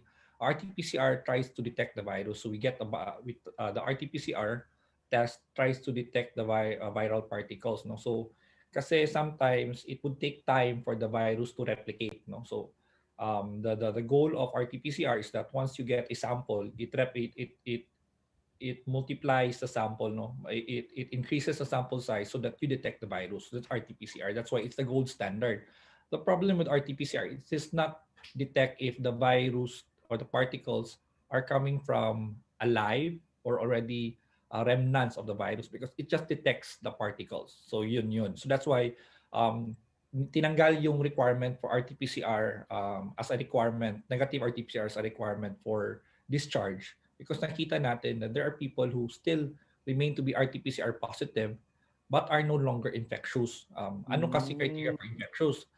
If you get the sample of the, like, you get a sample from a person who's infected, if makukulture mo siya, meaning mapapadami mo yung virus, infectious siya, meaning the virus is actively replicating. But if you get a sample and then you try to get a culture, walang lumalabas or nothing grows out of it, then you're no longer infectious, because yun yung goal ng virus eh. It tries to get out of your body so that it can multiply in another host. No? So yun lang tayo yung goal niya, to magparami ng magparami. And then unfortunately for you, ang side effect ng pagpaparami niya, you get sick. No? So that's the limitation of RT-PCR. That's why tinanggalan natin siya. So based on studies, nakita natin na even if you're RT-PCR positive, but you already are within the 14 days, no? Nakita kasi natin that majority of those, not all, no, sinasabi ko not all, because we also have small sample size of people who remain to be infectious, but it's really small compared to those who are no longer infectious after 14 days, no? So that's RT-PCR. It can detect the virus, but it can't detect if that person is infectious. That's why if it's the first time you get tested with RT-PCR, we don't know if you're infectious or not. That's why we assume if it's your first time, you're infectious. That's why you have to undergo the 14 days. But it can also be that you were detected to be RT-PCR positive, patapos na yung infection mo. So, pero tayong cases na they were positive now and then they got tested again the next day and they're now negative. It could mean only two things. Either patapos na yung infection mo, or yung technique ng nag-sample ng second sample mo is not that good. That's why hindi siya na-detect. No? So, yung mention ni Dr. Rolly na may limitations on RT-PCR, it's not 100 positive, it's because of those factors. No? Because for you to catch something, may technique yan on how to catch. No? Just because you did not catch a fish does not mean that there's no fish. It may mean that you did not know how to catch a fish in the first place. No? So, that's the limitation of RT-PCR. When you talk about antigen naman, it's try to detect the virus, no, but it's not applicable. It's not kasi 100%, because RT-PCR, it tries to increase the virus for you to detect it. For antigen, it has a cut-off. So meron siyang nakaset, same sa atin na meron tayong for example, for viral load sa HIV, meron tayong undetectable. It does not mean that wala siyang virus. It just means it's below the set point for you to detect the virus. So that's antigen, no? So we it does not mean that if you're negative for antigen test, you're really negative. It may just mean that the sample that was detected is not enough to have a positive, because hindi siya lumagpas sa set point. That's antigen test, no? Now, when you talk about antibodies naman, again, it's a response of your body. Yes, go ahead, Jenly. Question, Doc. So if you test negative, that's why if you can test negative for an antigen test, pero posibleng nakakahawa ka. Correct, no? Correct. Because antigen kasi, it tries to get, meron siyang set na volume. So if the volume is not reached, you will be negative. Ang problem kasi with antigen is there might be other viruses that might be detected, magkaka-false positive ka din. That's why really there's a criteria on what people or what population will be requiring to get the antigen test. Kaya hindi siya for all. No, meron tayong sinasabi na antigen is for this population, hindi siya for everyone talaga. So ang sinasabi natin sa current guidelines is it's reserved for people who are symptomatic, because mas maganda yung pick up niya. Because if you're symptomatic, meaning the number of viral particles in your body is enough to get you sick, it will also be enough to be detected by the antigen. So yun yung rationale. But if you don't have symptoms, you might test false negative. And yun yung worry natin. We're not worried with the false positive because na-isolate mo siya eh. So you protect him from or her from getting infected. Ang problem natin if it's false negative because you release him or her into the community. So baka dun siya mag-spread Correct. ng positive vibes to positive positivity niya. Now for antibody, it's good din. Antibody is good. Ang problem with antibodies, it detects your reaction of the body. So meron tayong IgG and IgM. Pag IgM ang detect, you are still infectious because ito yung mga early na lumalabas eh. Bali kung we associate it with a response to a crime scene, yung pinakamalapit is yung mga barangay tanod. So yung unang lumarating. So they immediately go there. So if you detect them, you expect that this is a recent infection, meaning bago pa siya. Once you get the IgG, meaning the virus, you're already at the period of recovery. So not all antibodies would tell you if you're infectious. No, it's the IgG, it's the IgM that is being detected would tell you if you're infectious. If you now have an IgG, meaning you're at the period of recovery. The IgG is protective, no, because it now tells your body, oh, ganito yung itsura ng virus. So ito yung antibody mo na IgG, it can now detect the virus. That's why there's a protection, no. However, for the natural course of infection of COVID-19, the antibodies way down or go down, wane at around 3 months, no. So that's why may protection ka, but it's not really long ang protection mo. It goes down on the 3rd month. So that's why even if positive ka, you still need to get the immunization because your antibody that you naturally produce goes down, and the vaccines actually give you a longer protection as compared to natural infection. So ito yung 3 tests na nakikita natin. Now, if you talk about saliva, kung ano pa yung mga process na kinukuha natin, blood sample ba yan or swab ba yan, it's just the specimen that's being collected. But more or less, same pa yung hinahanap niya. Either hinahanap niya yung antibody, hinahanap niya yung antigen, or hinahanap niya yung virus talaga that's being detected by RT-PCR. But however, ang sinasabi namin palagi in the public health is don't depend primarily on the test because the test has a lot of things that can go wrong or can go right. Ang sinasabi niyo for RT-PCR, if pangit yung pagka-swab sa'yo, you might be negative, but you might still be symptomatic and you may be infectious pa rin. No? So if you feel the symptoms, you test negative, isolate pa rin. Don't make it as a license to go out and party because you're negative. No, because a lot of things can actually be it can be a false. Ang worry talaga natin is not the false positive, but it's the false negative because these are the people that feel that the test is a license for them to go out and go wild, no, because they're negative. So the test is a way for us to really detect kung ano ba yung status ng cases natin. But as on a personal level, it should not be used for you to just make parang you revert back to normal, no? Because a test can only cover for a unlimited period of time. Like for example, if I get tested now, it will only tell me that I'm negative now. It will not tell me if I'm negative tomorrow or negative ako after I leave here.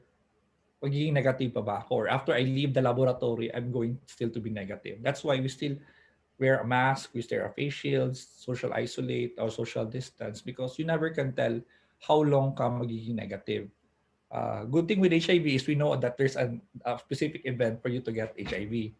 For COVID-19, that events can be talking, can be eating with someone, can be riding a vehicle. All the normal things we do is now a probable event that you will get COVID-19. That's why wearing a mask is really essential. No, I know hassle talaga yung pag-wear ng mask, but even for me, when COVID started, even if I wear I'm alone in the car, I wear a mask. Why do you wear a mask when you're alone in the car? So that I will be get used to the feeling of wearing a mask. People know na, oy, something's missing, I'm not wearing my mask. Because when people remove masks when they're in their cars, problem natin dito is that Mhm. you never get the sensation of wearing a mask, the feeling of wearing a Totoo. mask. Yun yung nakikita namin eh. People don't, these simple things ba, it's personal responsibility. You really have to make sure that you do things not just for yourself, but also for people around you. So I wear a mask when I'm in the car, when I'm alone, when I'm people, know people, even if they know they live alone, I wear a mask still because you never know eh. You never can tell who will get you infected. You never can tell if you yourself is already infected. That's why yung sinasabi namin sa office, assume you're infected and do everything Mhm. in your power to protect the people you work with. And if you are also infected, assume also that the person you're talking to is also Is infected infected. and do everything in your power to protect yourself. So don't put your personal safety in the hands of other people. Take control of Mhm. it. So yun yung sinasabi namin palagi. Yes. Assume everyone is infected and also assume you yourself is infected.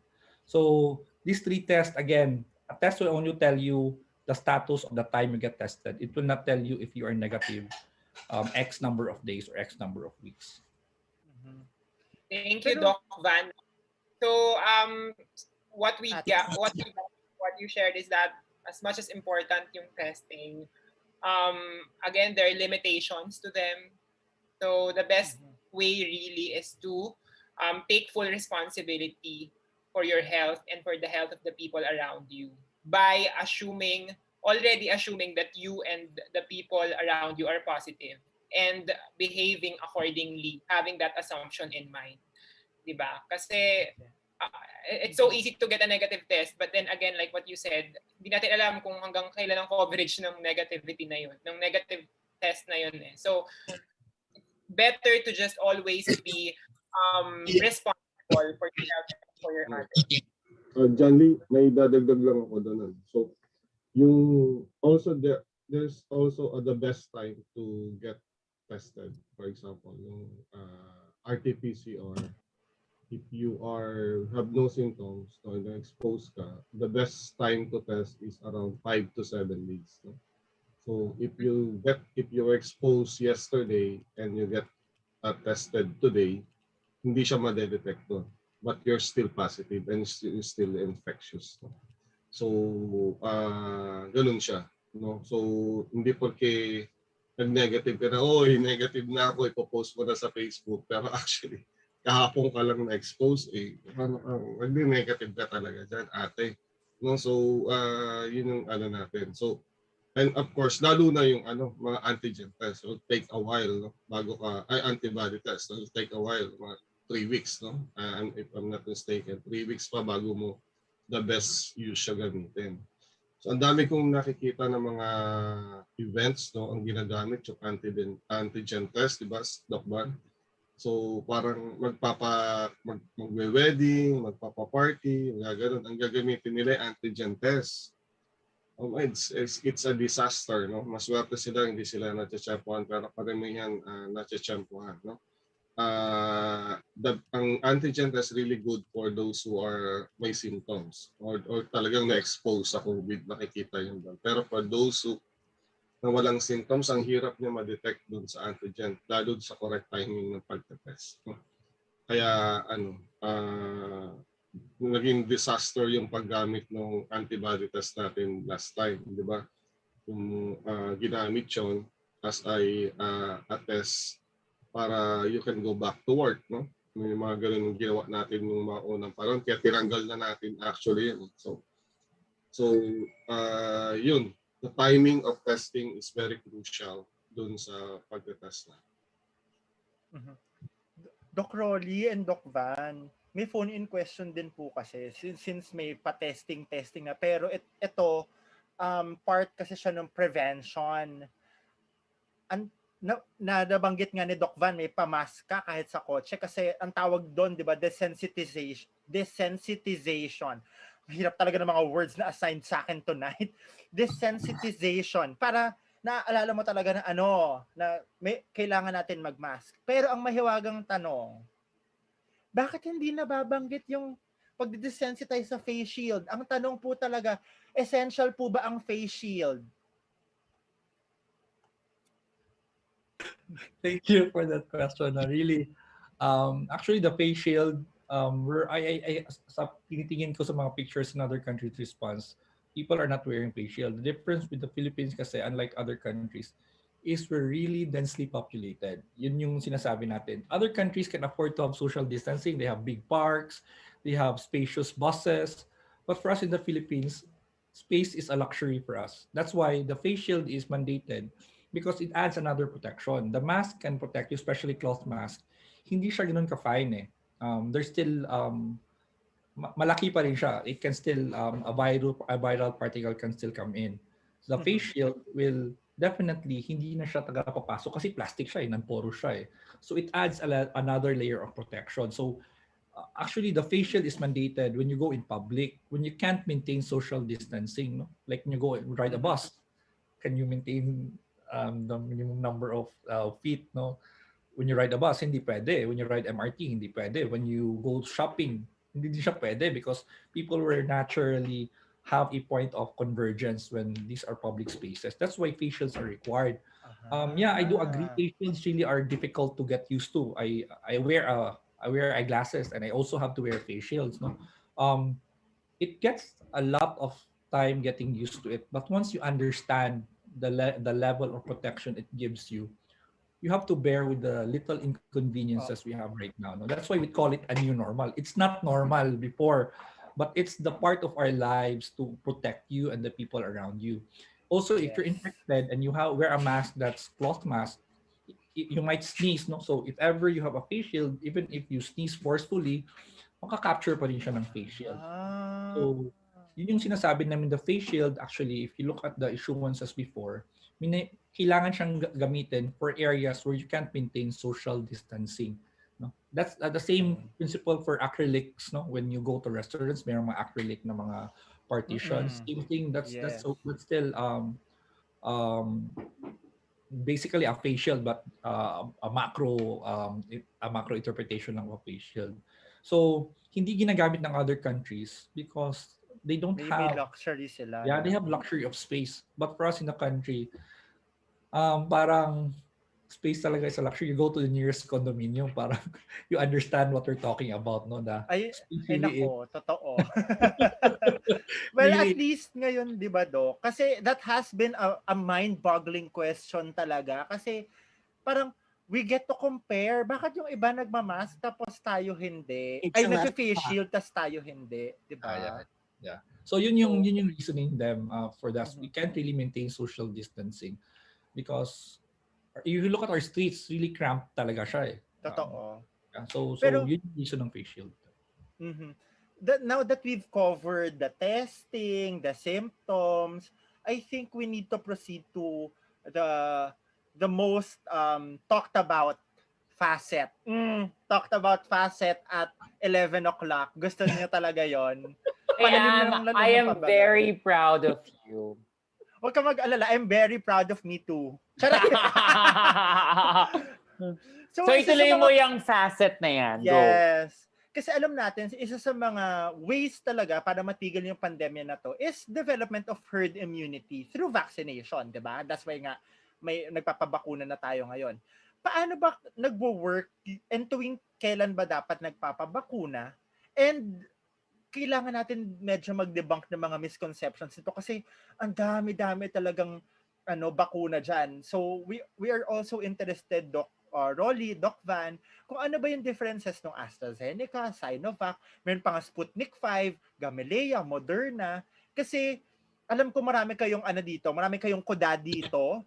Kasi di ba meron nga tayo, alam mo to, Doc Van, meron tayong #ResBakuna. Pero kung pwede po, magsasuggest ako, vac lang to, ganon. Diba? Para medyo light naman ang hashtag natin. Diba? Pero on a serious note, Doc Rolly, Doc Van, Doc Rolly muna, ano po yung masasabi nyo doon sa mga vaccines natin? And can you enlighten us din sa differences nila? Wala siyang differences. Yun ang sa akin. I mean, all of these vaccines that are FDA approved are there to protect us. So, wala dapat tayong pinagdedebatehan kung sino yung mas magaling, sino yung mas hindi magaling.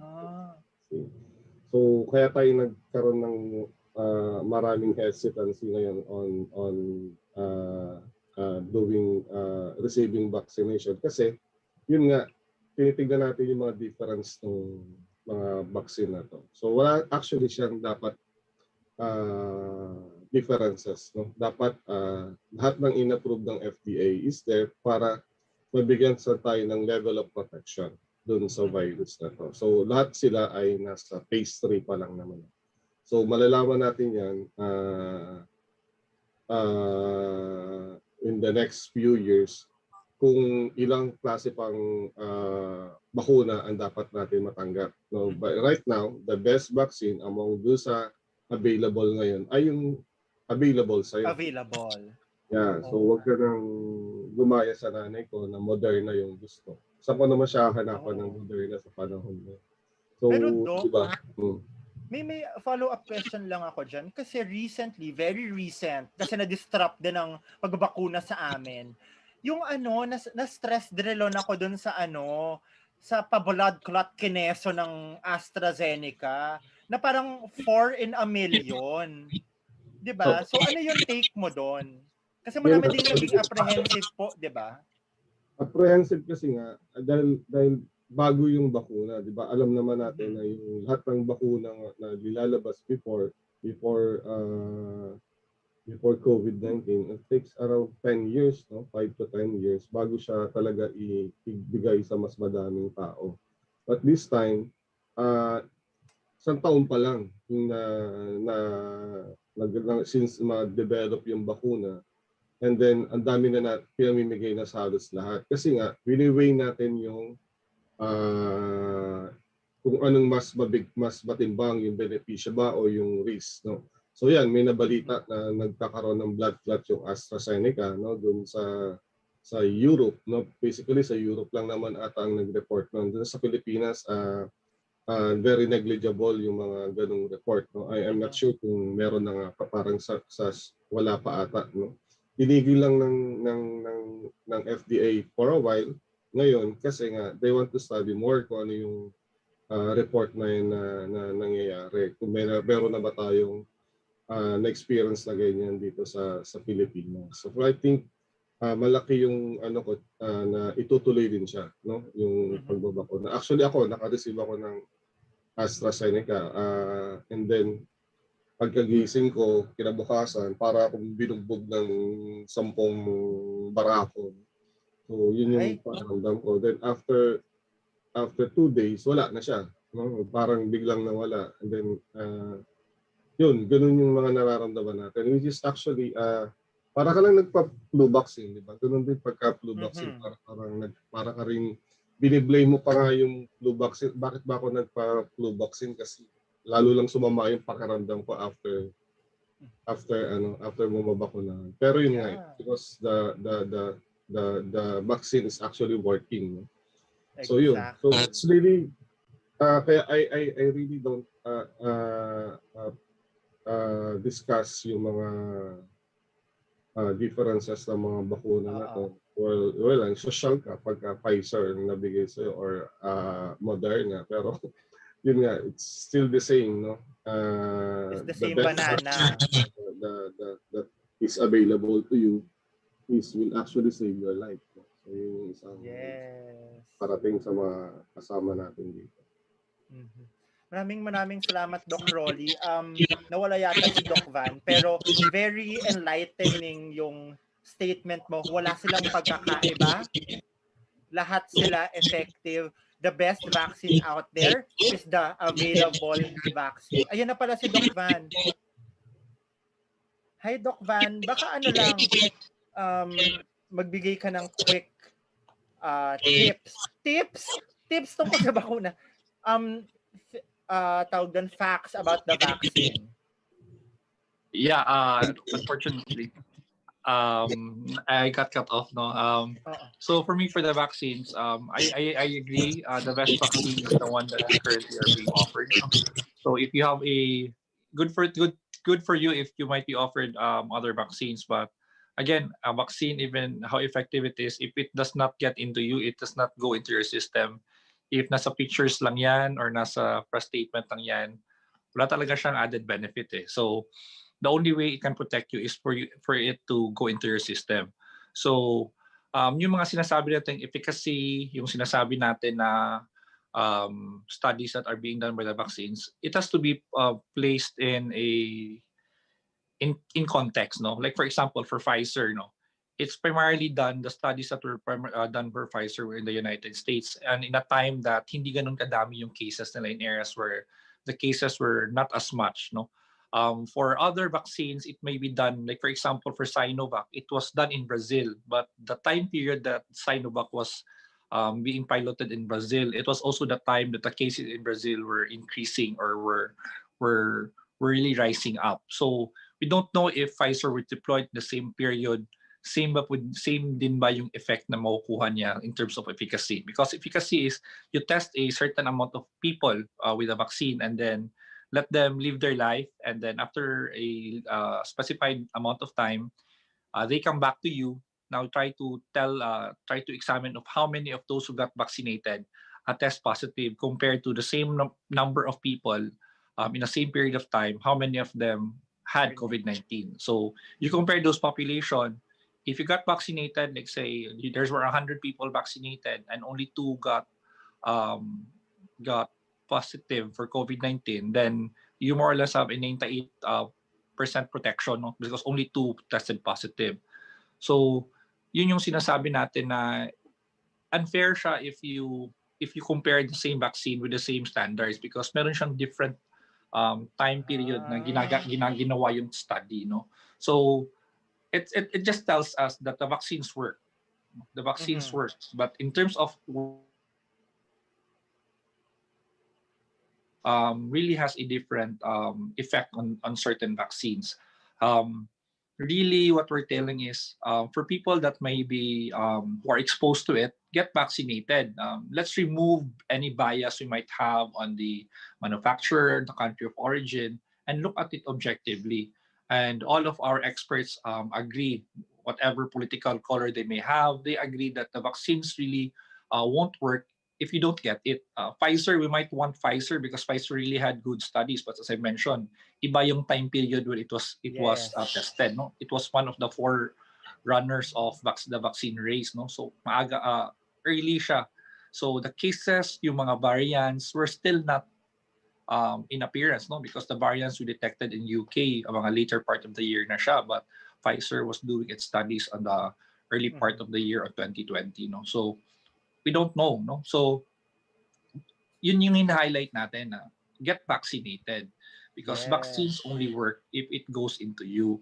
If it's still a label that we're still awaiting, even if it's 100% effective, print out mo lang siya tapos papahin mo sa katawan mo, it won't work, no. So yung sinasabi natin, if this is available, get protected as soon as possible.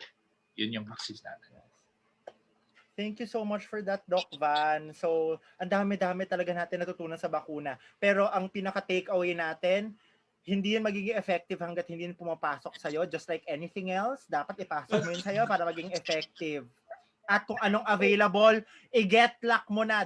Sa panahon ngayon, hindi ka pwedeng maging, kahit maganda ka, hindi ka pwedeng choosy. Bakuna ang pinag-uusapan natin, Haj. Opo, Ate Mela, bakuna. Okay, Kasama kita, bakuna talaga. natin. Kasi sa ibang bagay, mahalaga pa rin naman ang standard. Oo, sa ibang bagay, mahalaga yung standard. Hindi basta-basta nagpapapasok ng mga tao sa buhay natin na hindi pumapasa sa ating standard. Tao talaga yung reference ko. Uy, pero meron akong friend, Doc Rolly and Doc Van. Nag-phone in question siya. Sabi niya, patanong about vaccine. Sabi nila, apart from immunity, parang it decreases yung transmission. Paano daw po ito nangyayari? Para po bang sinasabi na yung infected person will be less contagious? Okay, let me answer that siguro. Doc Rolly, if I may. Yung studies kasi in terms of infectivity, they really are far and wide, no. Hindi pa siya ganun ka documented yung reducing the infectivity. However, if you look at countries that had a very large rollout, no, nakikita natin na yung infectivity, the number of new cases really decreased, no, from the time that the vaccines were deployed. So now you can take it both ways. Is it because they got herd immunity and people were protected, or is it because it reduced transmission?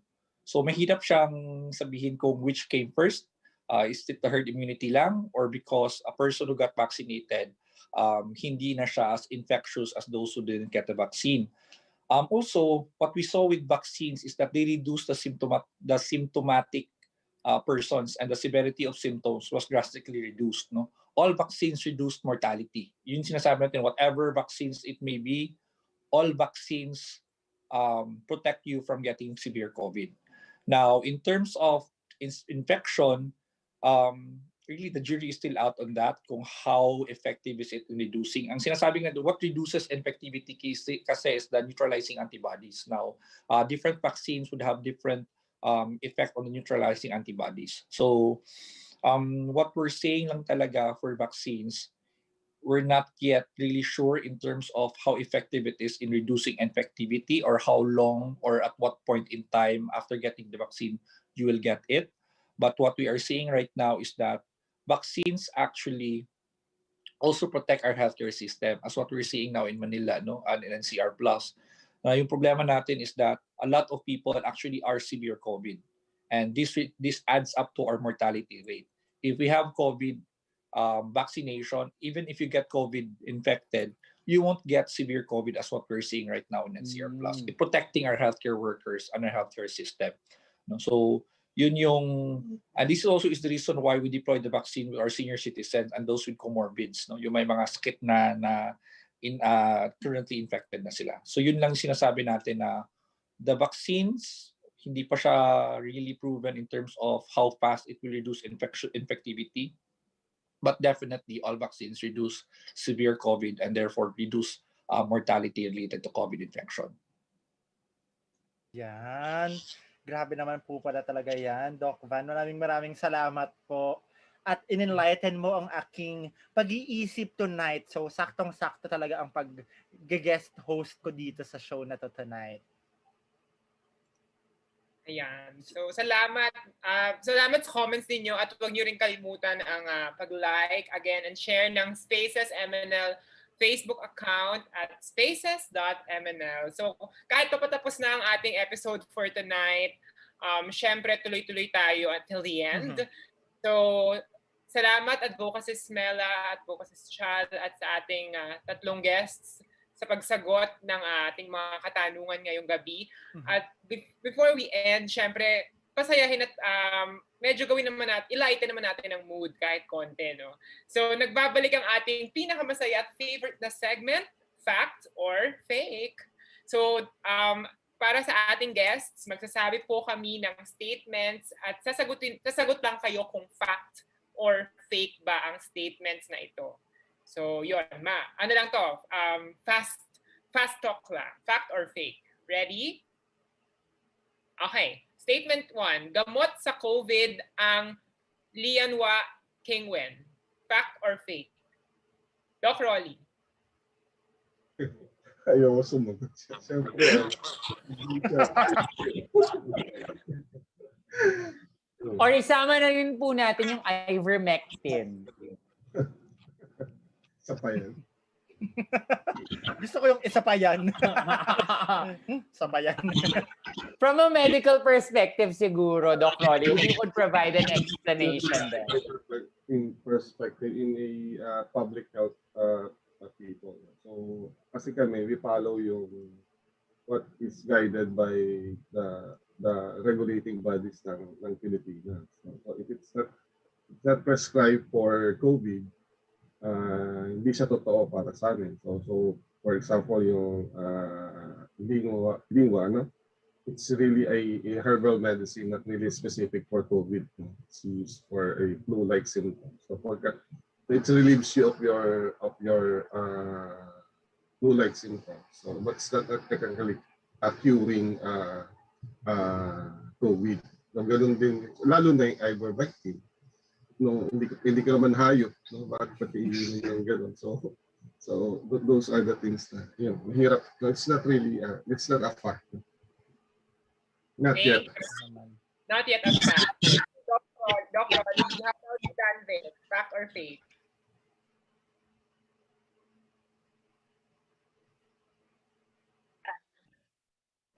Ayan, nakamute ka yata, Danvin.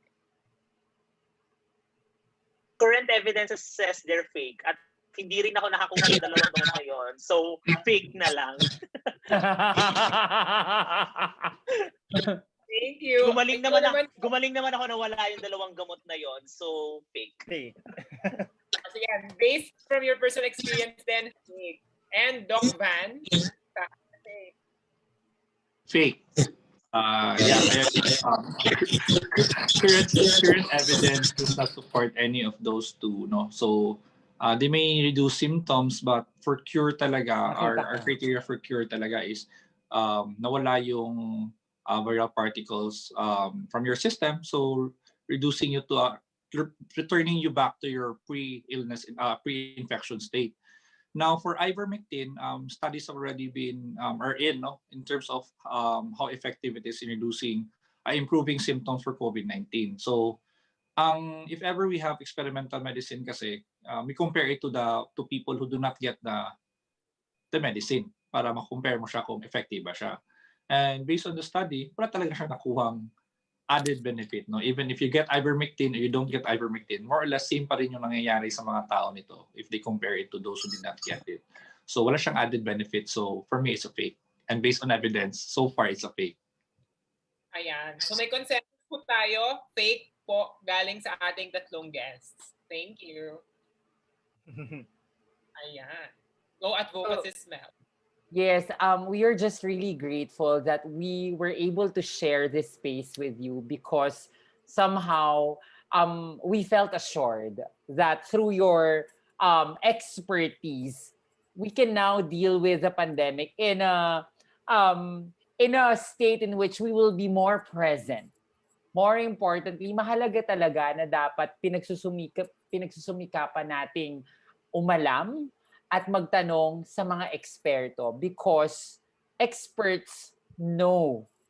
Experts are trusted because they were able to experience it more so they were able to learn from their experiences. Kaya ginawa po natin itong episode na to for us to be able to learn more so that while we are experiencing and in the middle of dealing with this pandemic, we will deal with it in a better manner. And hopefully, as a community, we will be able to resolve it. Kaya maraming salamat po, Doc Rolly, Doc Van, thank you so much. At Danvic, thank you for sharing your experiences.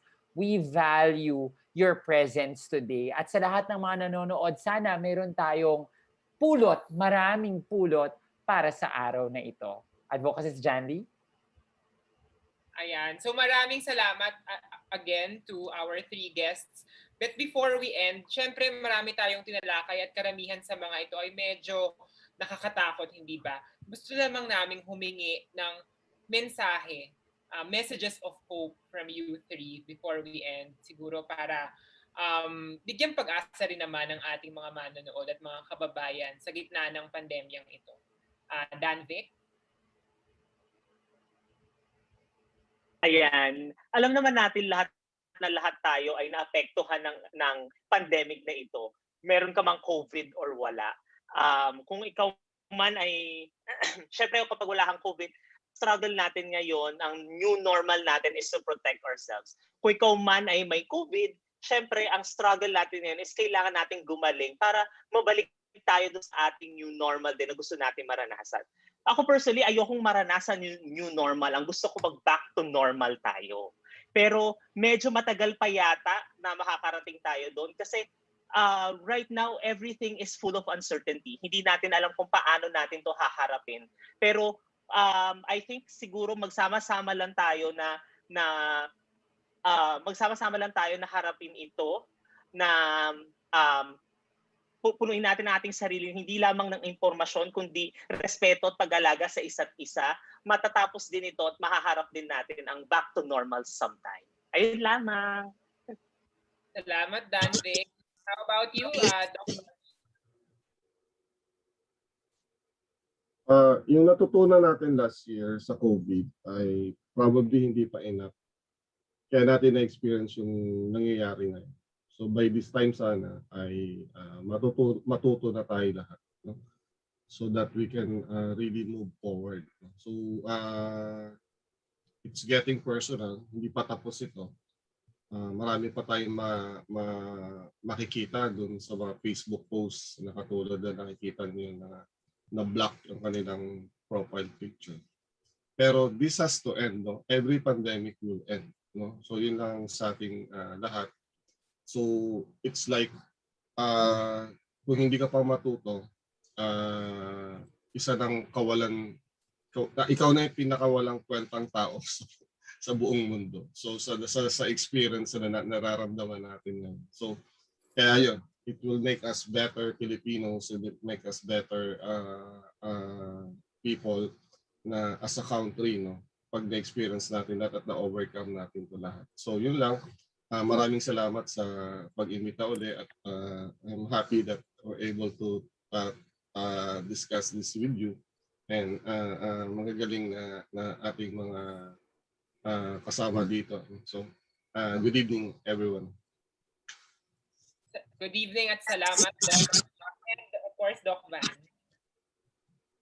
Again, thank you for the opportunity to share with you what our experiences are, and maybe we are experiencing the midnight before the dawn, no? So it gets darkest before the dawn. Hopefully, as mentioned by Locrolli, yun lang siguro we learn things from this pandemic.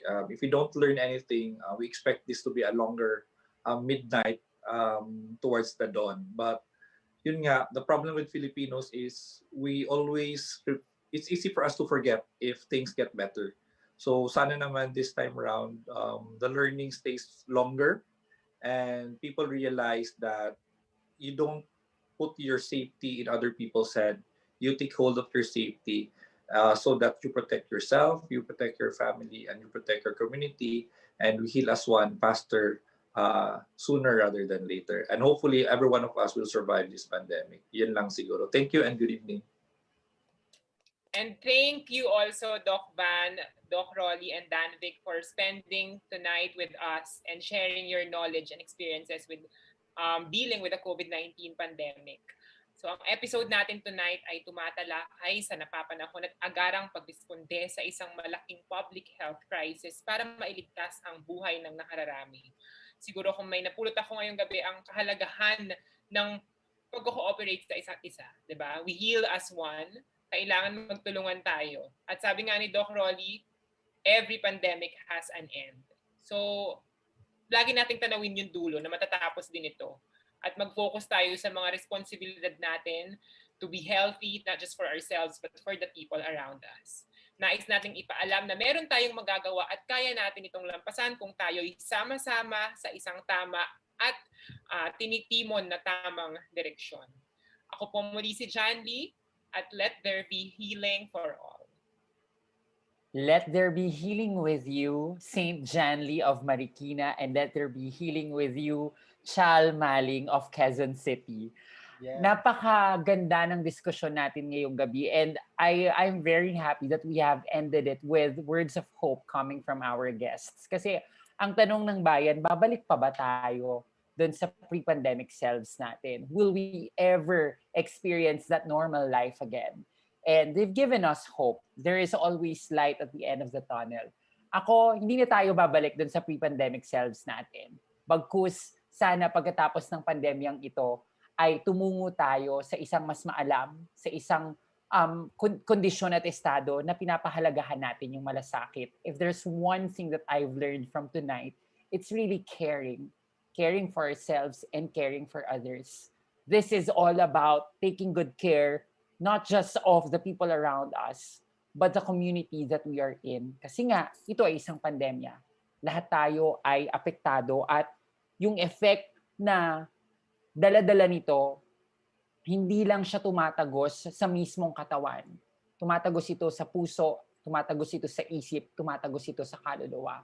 And if it does affect us as a whole, then definitely we need each other so that we can survive this pandemic. Para sa lahat ng manonood Ang Fact You ay para sa pag-intindi tungkol sa mga katotohanan na dapat nating malaman dahil katuwang ng bawat Pilipino ang katotohanan ng pagsisiwalat tungkol sa pandemyang ito. If we know, if we are educated, most probably we can recover from this crisis. Let's look at the facts about COVID-19 to avoid it. Let's base our responses on facts and logic at naway maiparating natin sa iba ang mga natutunan natin ngayong gabi upang makatulong tayo para labanan ng pandemyang ito. Ako po muli si Mela at lagi nating tatandaan kung may facts ka, may laban ka. Hanggang sa muli nating pagsasama, Chal. Yes, maraming salamat. At ako naman po si Chal Maling. Mali na laging nagpapaalala na kahit ano pa man ang posisyon mo from top to bottom, mapa normal na tao ka lang, mapa nasa gobyerno ka, mapa may business ka or whatnot, essential ka sa ikauunlad at sa paggaling nitong bansa natin at ng lipunan natin. We hope that you all apply all your learning from tonight in your life so you can live a healthier and a safer life even in this pandemic. And gusto ko din pasalamatan yung sponsors natin. Siyempre, this is not possible without Love Yourself and also our partners, which is Bliss Pleasure Enhancing Lubricants, Bliss, and Camber Pharmaceuticals by Hetero.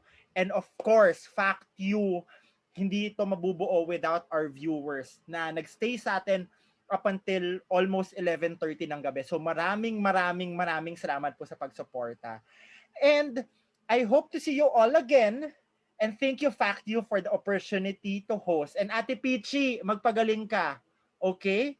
At dahil dyan, ito po ang Fact You.